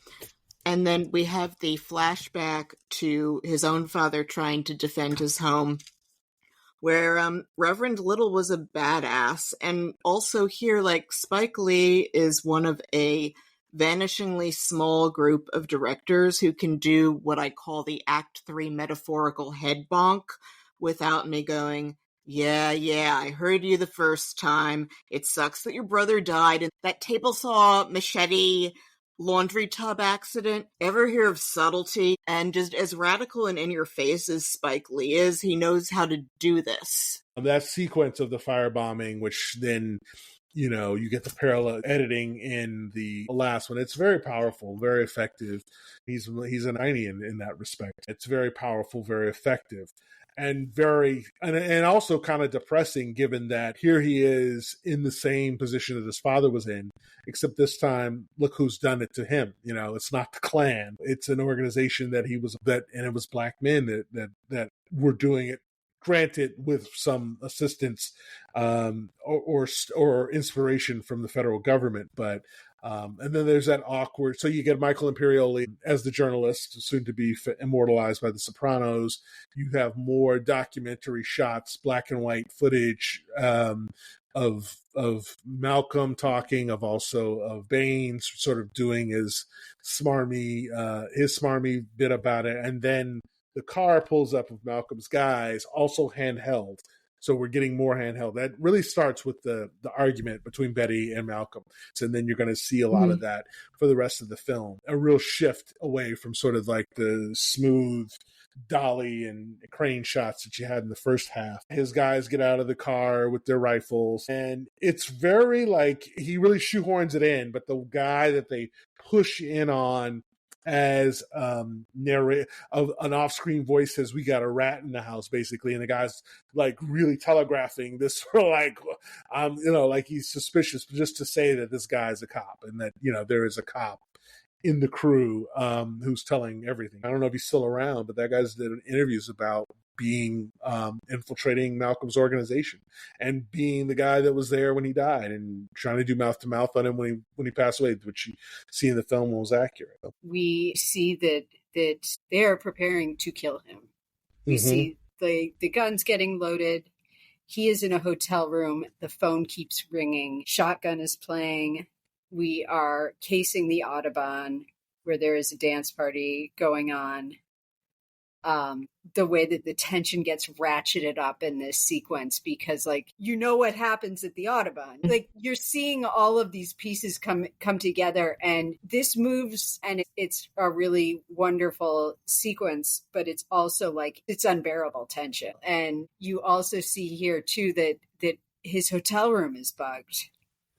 Yeah. And you see those two Nebraska boys from his pilgrimage listening to his phone conversation, and with the wall and red thread. Where one of those guys says, compared to King, this guy's a monk.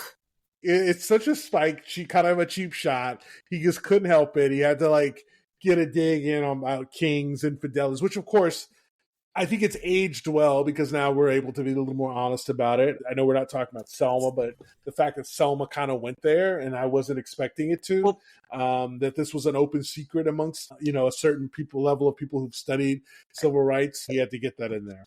And then two more cameos. Those agents that are listening.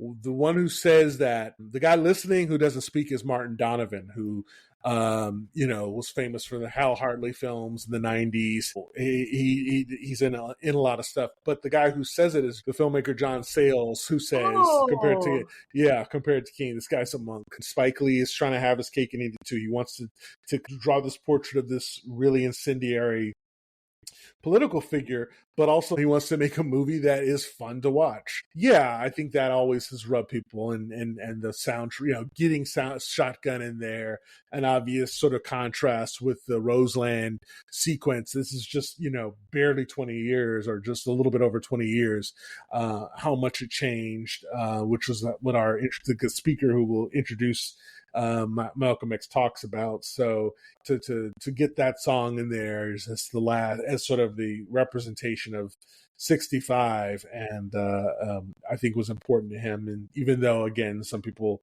felt like it was maybe not as necessary. I appreciated having a second dance sequence to bookend. Yes. He's got this speaking engagement, and we see him start the journey there in his car, and A Change Is Gonna Comes on, which we know, from One Night in Miami, has a relevance to. It's such a devastating song, knowing what we know today about what would come to Sam Cooke. And when it starts up in this movie, I know what's about to happen. I really appreciated how many dimensions of Malcolm X we got to be a part of in terms of his process of becoming who he became. And I'm completely immersed in this in such a way that I found watching this sequence just so devastating, because I felt like I had just been so seeped in his journey at this point. But we're seeing all of this happen. We're seeing the chairs get set up. The way it's being played, at least, he seems to know that things are going to happen. He knows that he's in a lot of trouble. And there's such a sadness to the way he's carrying himself. And we get out into that meeting. Oh my God, it's so awful. We see him have a snit off with one of his aides, and then he apologizes, and like I don't even want to talk about it. We see this double dolly shot of him walking down the street, Mm-hmm. and it's sort of like dreamy in this moment of him going there. It's so interesting because also like Spike Lee makes such a stylized movie, and he makes so many choices in this. And I feel like one thing that I've always found really incredible about his filmmaking is that he consistently, like, violence is never stylized in his movies. Whenever there's violence, it's stark, it's clear, and it's there's no like double guns, like people flying through the air in slow motion. It's like it's never glamorous or spectacular or heroic looking, and it's always really shocking. Yeah, again, I've seen this movie so many times. I mean, in my 20s, I was much more prone to rewatching things or watching things over and over again. Now I'm like, there's too many things to watch to rewatch things, and it still gets me. This whole when the strings start up for on the song in the car, it just still gets me. I showed this to my high school kids last fall, and I found myself getting kind of emotional watching it with them, because you just know what's going to happen. Even they know. They don't know Malcolm X, or even they know what's about to happen, and it's just so stirring and effective and sad. And the double dolly, of course, the signature Spike Lee shot where someone's sitting on a dolly with the camera also on the dolly pointing at them, and they're gliding down the street. That got a reaction too in the theaters, because it's like he waited and waited, and the whole time there's like a tension. Like, is he going to do the shot in Malcolm X? And of course he does. But it's such a great moment for it, because he's exhausted in every possible way, and it's like he's just being dragged to his destiny at this point. Like that this is it, and he knows there's some part of him that knows that he should probably not do this speech, but he's going to do it, and he's taking the risk of what will come from that. Just amazing that this guy was nominated for an Oscar for that. James Ivory was from Howard's End, though. That's the good stuff. That's good filmmaking there. I'm also like, I was really struck by how shocking the aftermath violence was too, like watching people run and scatter and watching them chase the shooters.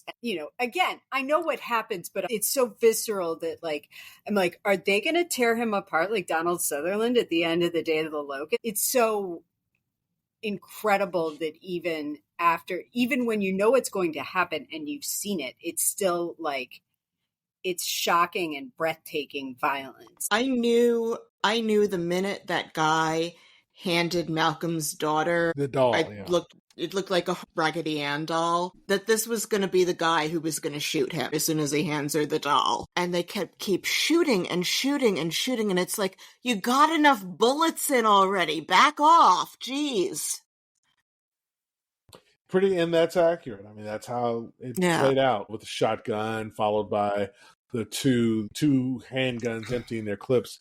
So that's, of course, Giancarlo Esposito, who's now a big deal and had already been in 3 important Spike Lee films. Apparently, he shot a cameo in Jungle Fever as his bugging out character, now strung out on crack, but they decided not to use it, or they maybe didn't even shoot it, but he's not in Jungle Fever. Anyway, Wesley Snipes was supposed to be also one of the assassins, but he decided not to do it. I think he just didn't want to show up in this big movie as one of the killers. Wendell Pierce, who's about to be Perry White in the new Superman, is also one of the shooters. He's the guy that at the press conference after Malcolm returns, he's the one who yells, "Get your hand out of my pocket," and storms out. And he's also one of the shooters. Leonard Thomas, also one of the frat boys in School Days, another one of the shooters, and the other 2 are not Spike regulars. We love Wendell Pierce on this show. Yes. He's a pretty tremendous actor, and I'm glad to see he's getting cool supporting parts in superhero films. I'm looking forward to seeing him as Perry White. I guess this is a good time to talk about Yuri Kochiyama, because Yuri Kochiyama is actually the person who runs to the stage and cradles Malcolm X's head, and she is actually the person in whose arms Malcolm X dies, not Betty. Betty understandably was with her children and stayed with her children. But in the Spike's film, of course, she runs onto the stage and, and so forth. But yeah, Yuri Kochiyama, she was from LA, San Pedro. Her dad was a successful local businessman, daughter of privilege, living a carefree life. And then World War II starts, and she's Japanese American, and so she was interned. And not in Manzanar. She was shipped off to the Deep South. So she and her family were put on trains. They went down south. So in addition to her own internment, she saw firsthand what the Jim Crow South was. And so understandably, she was radicalized for the rest of her life. And she was an activist after internment. She ends up moving to New York. She gets married. Kochiyama's her married name. She's a mom and a wife, and she just kind of gets into the political scene in New York City. And she goes to see Malcolm X speak, and this is when he's in the Nation. And she just goes right up to him afterwards and says, "You got some interesting ideas. I don't agree with all of them." And they start a friendship. And she's just, his buddy Yuri. And she becomes a very close confidant. And she was there at the Audubon, and he died in her arms. She was around when this movie came out. But Spike Lee made the decision to, leave her out. I don't know that Spike would do that today, especially now that she's gone. But I think that when she was around, I don't think anyone was willing to do it.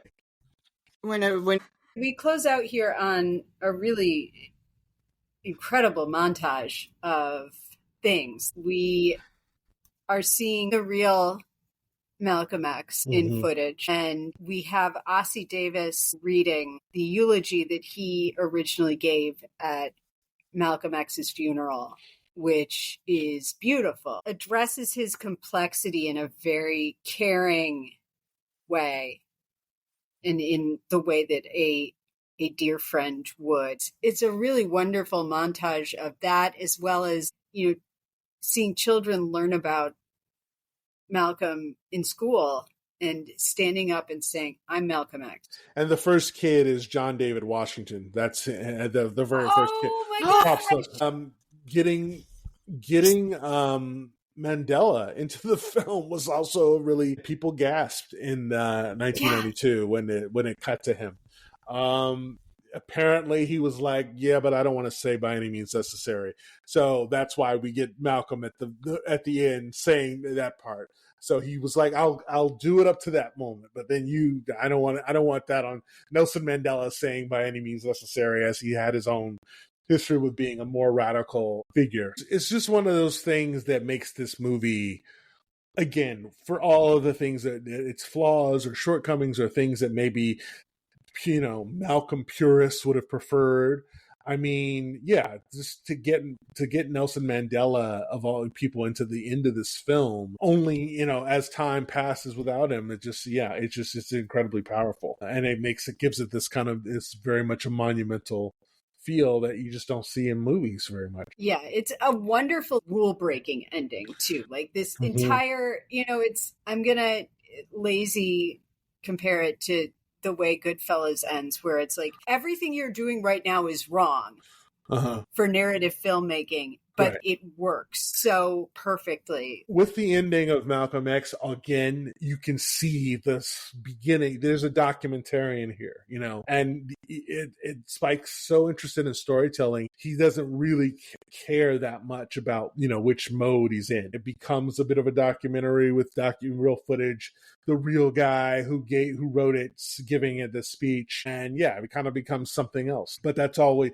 right. It's always been there, and so it's just interesting that it took him a few more years before he really started to expand his filmmaking craft into nonfiction. And again, that was not done before. I mean, I think Oliver Stone might have beaten him by a year or two, but Stone and Lee are really the first two to just erase this line between being a documentarian and being a mainstream A-list fiction director. And that's and more power to them. I mean, I think regardless of what you think of their documentaries, I'm glad to see that they've sort of blazed that trail, because I think that we'd be so much poorer if we didn't get Spike Lee's documentaries every few years, and it's made him such a much more interesting filmmaker, and that interest he has in people. I want to talk just a tiny bit about the promotion of this movie, because I do think that PR has a lot to do with awards. We have discussed disastrous PR campaigns on this show before. This one wasn't a disaster. This was just a really smart move on the part of Spike Lee. When they started doing press for this movie, he said he would only be interviewed by Black journalists for this film. And just about every media outlet was willing to play ball with this request. And it even resulted in Premiere Magazine taking a look inward and recognizing the lack of diversity on their staff, because they initially didn't have a Black reporter to send. And they made some hiring changes and hired a Black editor and reporter, which is kind of part of the point that Spike Lee was making. And he also said himself, when people pushed back on it, he's like, celebrities make these demands all the time. And as someone who is a communications professional, I can absolutely back that up. And he had the power and he used it. I would say that also, like, Spike Lee has more than once made the best and most like sort of like important movie that came out each year. I think that Do the Right Thing, Black Klansman, and this would be my examples for that. And the awarding bodies of the film industry just don't seem to know what to do about it. Also, I think probably his clash with Warner Brothers on the making of this movie probably didn't win him any fans. So as a result of that, and just I think the racism, for lack of a better way of putting it, of the nominating bodies. This movie was nominated for 2 Oscars, as you mentioned, for Denzel and for Ruth Carter's amazing costumes, and for 1 Golden Globe just for Denzel. And I just want to make the point here, you know what else was nominated for 2 Oscars in 1993? Under Siege, starring Steven Seagal. So on those merits alone, it's not right. Siege, which I'm pretty sure is also Warner Brothers, but I could be wrong. But I feel like did they campaign harder for Under Siege than they did for? Most probably did. I mean, his arguments with Warner Brothers were pretty big. He called Warner Brothers the plantation. That's in typical early 90s Spike fashion. The other thing that came up was Nothing But Trouble, Dan Aykroyd's weirdo. It's supposed to be terrible. Yeah, weirdo comedy. It's unwatchable. It got like pretty much whatever it wanted. And he pointed that out as a film that, you know, was getting treated better than Malcolm X was. Also remember, the riots were a fresh memory when Malcolm X, this is like what, 7 months after the LA riots. I remember people thinking they were going to be reignited by the film. And despite all of that, the marketing that Spike Lee himself conducted for the film was pretty extraordinary. He opened his store, Spike's Joint, and then he even opened an LA branch around that time. I remember that Malcolm X hat, which he made, was just like the thing you had to have. And it was just ubiquitous and everywhere. Honestly, when I look at the numbers for it, it seems even low to me. Like, I felt like it just seemed like a really big film. But then again, I'm in this sort of bubble of LA, Black LA at that. But I guess it wasn't even sold out the first night that I saw. I saw it in like kind of a second tier theater that is, it's condos now in Culver City. Because I remember I saw it a few times in the theaters in its initial run, but it wasn't actually packed, you know. But I think that people were going everywhere, but the length was daunting for a lot of people. So it did well, but I would have almost expected it to have done even better. I'm sure too, if you look at the numbers and inflate them a bit too, like it would tell a different story. Because I mean, I'm thinking back and like, you know, I could go see a movie for $3. Right. Back in that era. It's like so $6, $7 at that point. Adjusted for inflation, I bet those numbers would be even more impressive. He pulled it off and got an awful lot of people to the theater for the length and breadth of this movie. This is my exhibit A on how nobody ever wins the Oscar for the thing that they're winning the Oscar for, except possibly The Apartment, because Al Pacino was not winning that award for Scent of a Woman. Oscars are just one long chain of oops, we messed up. Here. Yeah, this is one of the most agonizing examples of Cool. that. It's not even like one of his 10 best performances. And it's certainly the number of awards that Scent of a Woman was nominated for is... Martin Brest was nominated. The director of Geely was nominated for Best Director, and Spike Lee wasn't for Scent of a Woman that year. Yeah. I was going through the nominations, I was like, we couldn't find a place for Angela Bassett in here amongst Joan Plowright for Enchanted April. Yeah. And Judy Davis for Husbands and Wives. There was nowhere for her in here. It's very glaring in the light of the, of time.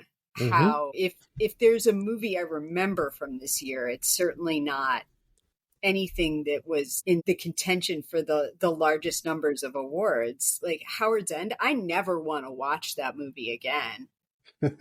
Yeah. I never want to watch that movie again. I only want... That's understandable. Time, as I'm fond of saying, time is the final judge and the final ingredient in every film, and time will have its say. The Oscars are just replete with these examples of films that have dominated, that are just nobody cares, nobody watches them. The Lifetime Achievement Awards, which of course they've taken off the telecast, are very interesting because that's where you're sort of getting some correction.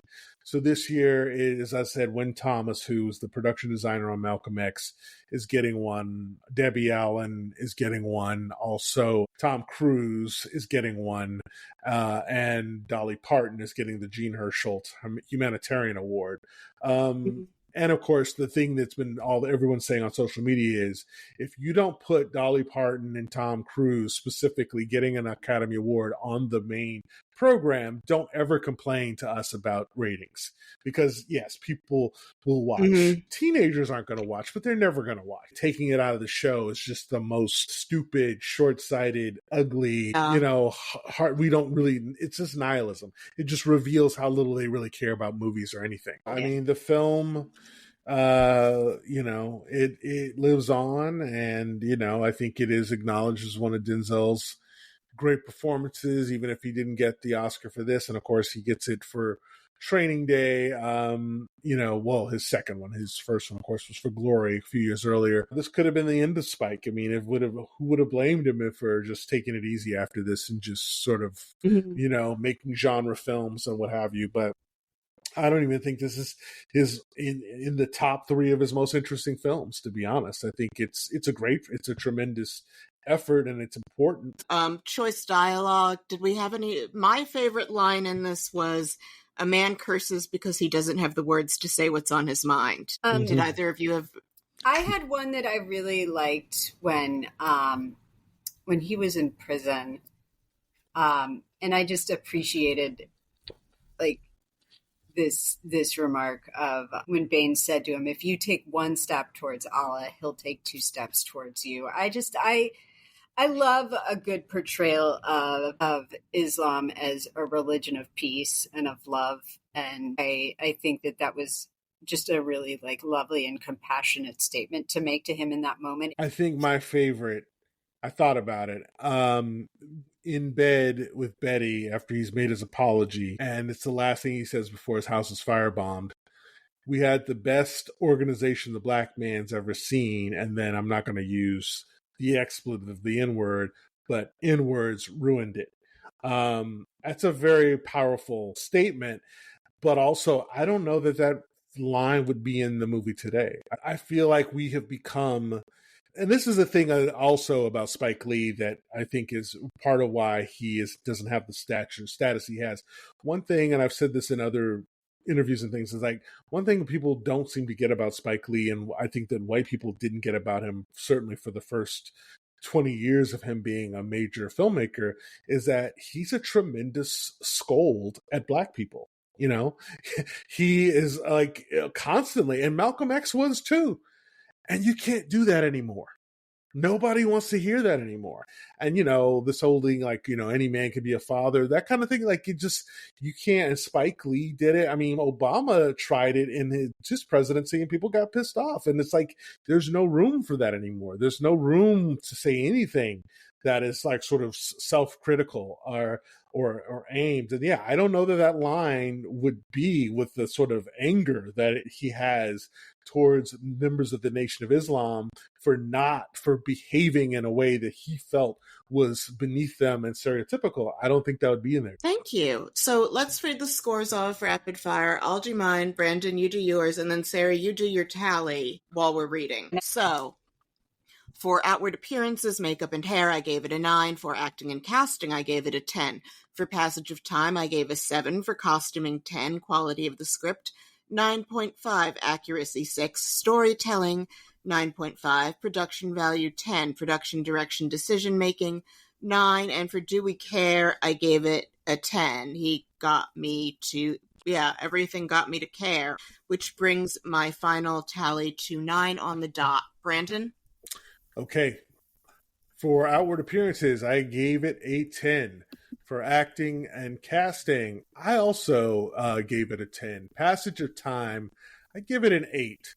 Costuming, 10. Quality of the script, 8. Accuracy, 7. Probably generous, but 7.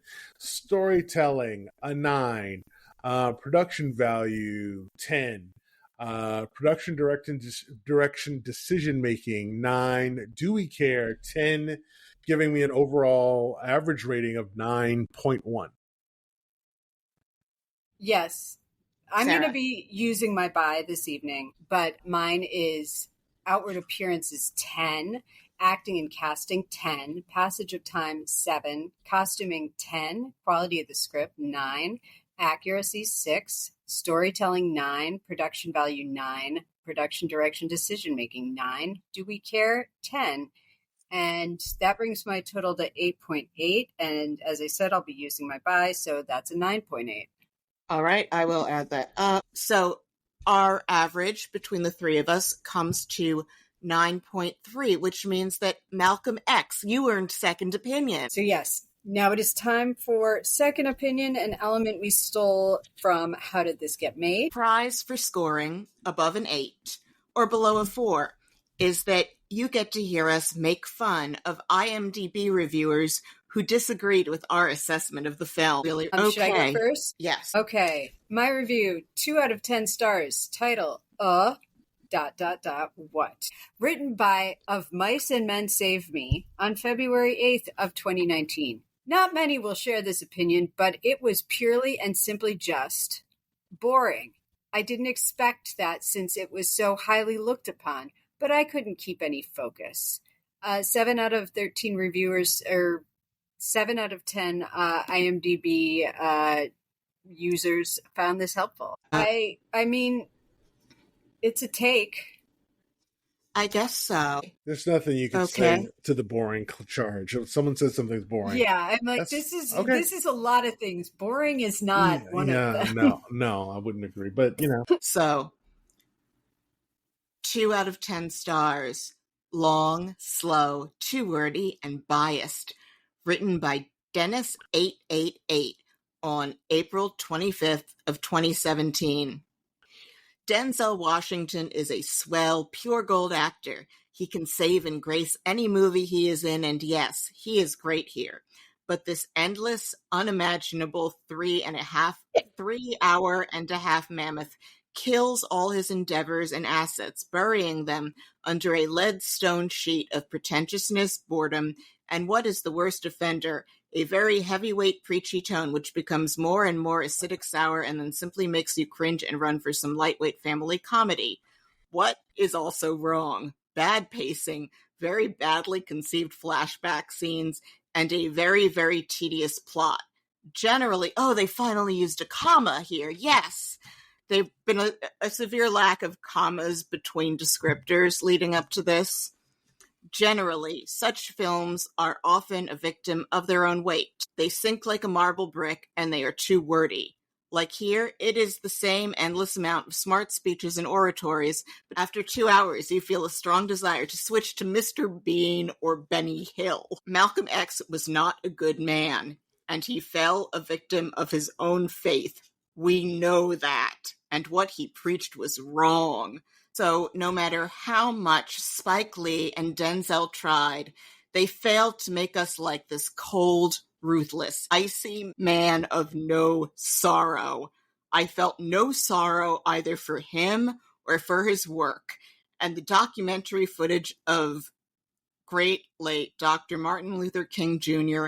only proved how much better the Baptist minister was than that loud and brash preacher. The film only hit the nail on the right head. And this 17 out of 29 people found that helpful. And I feel like this might have been written by one of those, one of those guys, those Republicans who will bring out that one MLK quote about content of character so that they can support keeping things the way they've always been. Was going to ask, did Ted Cruz write this review? Just Mr. Bean. Just Benny Hill. What are we doing? I mean, that's from 2017 too. Let's remember that. This didn't come out in like 1993. This is like a recent review. So in 2017, this person still thinks this way and would rather watch Benny Hill, which, have at it. I mean, some people are just like, did you know what it was about? Like, what did you think? It just seems like you were never going to like this. Like, I don't watch things when I'm never going to like it. And I certainly don't, when it confirms my, suspicion, I don't feel the need to write screeds on IMDb. I mean, none of these reviews are useful. No. The fact that anyone is finding them useful is, I mean, they're not even funny. No. They are completely useless takes.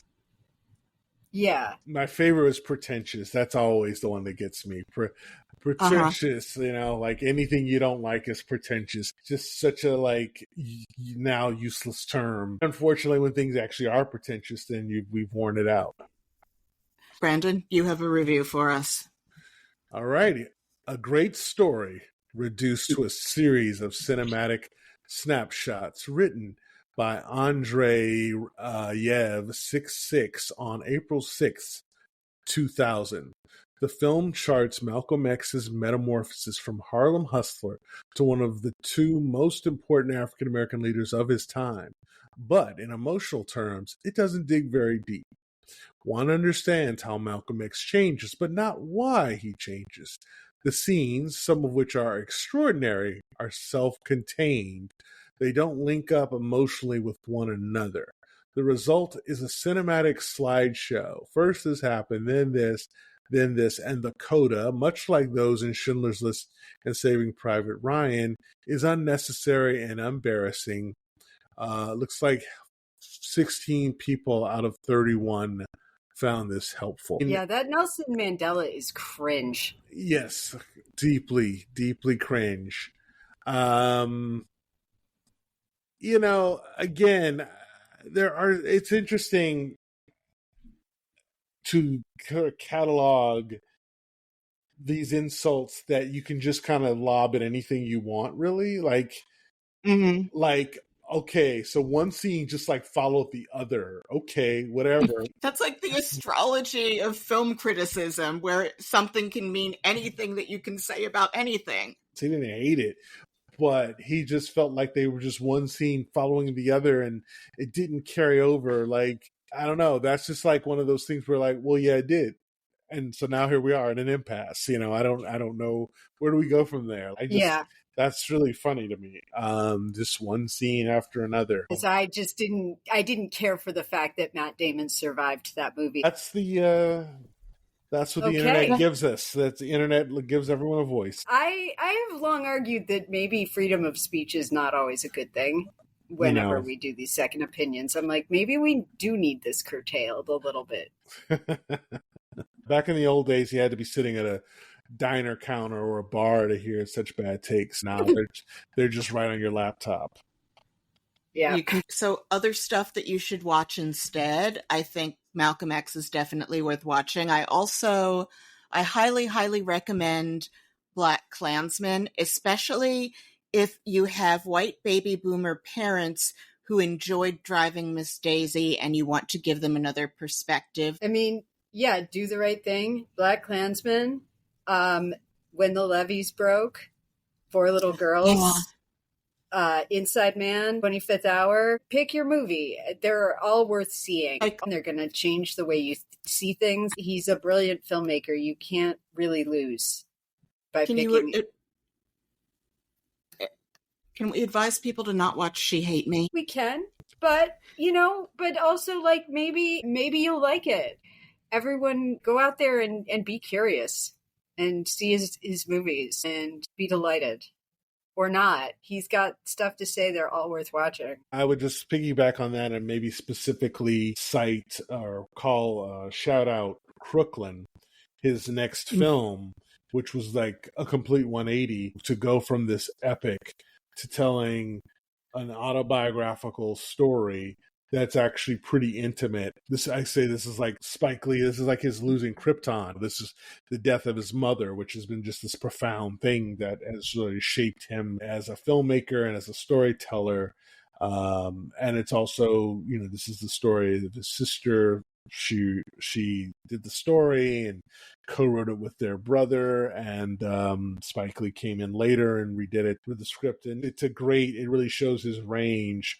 I mean, to not try to in any way outdo Malcolm X after doing Malcolm X and to go to just this very personal story, which was quite risky. And it didn't find the audience that it should have at the time in 94. But again, the world had already really shifted, and it would be years before he would, he will never have the same kind of cachet that he had before. But I think it's a great film. I really love it. If you just want like a short, funny little thing to watch, I love the commercials that he did in the 90s about the basketball strike, where it shows him going to yell at middle school girls.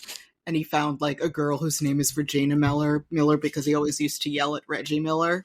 I don't think I ever saw those commercials, but that's very funny. And Brandon, before we go, do you have anything that you would like to plug? My writing can be seen primarily these days at rogerebert.com. I just had a review published yesterday as part of their Black Writers Week of the film Will by Jesse Maple, who just passed away not that long ago. Really important independent Black film. A lot of my other writing is there as well. You can find me on Blue Sky under the ironic sobriquet of Genius Bastard, and you can find me on most socials under Genius Bastard, as well as Letterboxd, where I am generally posting at least one film a day there, and sometimes throw off a little quick review. As said in the intro, I have a couple of features out there, one on YouTube, one on Vimeo. If you're interested, they're out there, and you can tell me what you thought. We will link to those in our show notes. Hey, thank you so much for coming on the show. Yes, thank you. Thank you for giving us all of this time. And you were wonderful guests. Thank you so much. Yes. Thank you so much. Well, thank you both for having me. I really enjoyed it. You can wake me up from a dead sleep and I can start talking for hours about Malcolm X, because it's just one of those movies that's become part of who I am. So I appreciated being able to share that. Thank you. It was a pleasure. Thank you so much. Thank Have you. a great night. Couple of housekeeping items. Our podcast baby has matured into a surly toddler, and we have launched a Patreon, simply an effort to defray some of the costs associated with bringing our show to you. Platform hosting costs, recording costs, research costs, and we have to occasionally order a book off the internet and sometimes pay for movie rentals. We are offering shout outs and access to our awful first 3 episodes to anyone who chips in for us. And with that, we'd love to thank Gates, who has signed up already. Thank you, Gates. Thank you, Gates. And if you like the show, please leave us a 5-star rating or please leave us a 5-star rating and subscribe to us on iTunes, Spotify, or wherever you get your podcasts, and tell a friend, or better yet, plural friends, and share us on social media. We hear it helps. You can follow us on Threads, Blue Sky, and Instagram, where we have visual aids from our episodes. Our Instagram handle is at Biopic a Podcast Story, so do check us out there, and we'll link to that in the show notes as well. Please also check out our webpage at biopicapodcaststory.podbean.com to see the official episode ratings for all of the movies that we've done so far. And if you would like to get in touch, you can email us at biopiclistenermailbag@gmail.com. Tune in next week. Let me start again. Tune in next week when we'll be doing an emergency episode on the trailer for Deliver Me from Nowhere, the Bruce Springsteen biopic about the recording of his album Nebraska. We'll be back to our regular numbered episodes in 2 weeks when we'll be talking about Florence Foster Jenkins. There was a hole in his floor when he was young, and he wants to patch that hole, and then he's going to patch the whole world or something. I keep thinking that line, like, I'm like, surely no one wrote that down and said it in a major motion picture and used it in a PR campaign. I fantasized that, right? But no, it's real. I am a veteran of many, many productions of Annie. Music does have healing properties. However, it cannot fix shit like this. So nice try. I cannot believe that's a real line in a movie. We have to stop this. We have to stop this madness. Agreed. We will be taking that trailer apart pretty much frame by frame next week. Brandon, thank you for bearing with this entire evening. Have a wonderful night, Rena / wonderful morning. Yes. Good night to the earnest and the cynical. Good night. Good night, Sarah.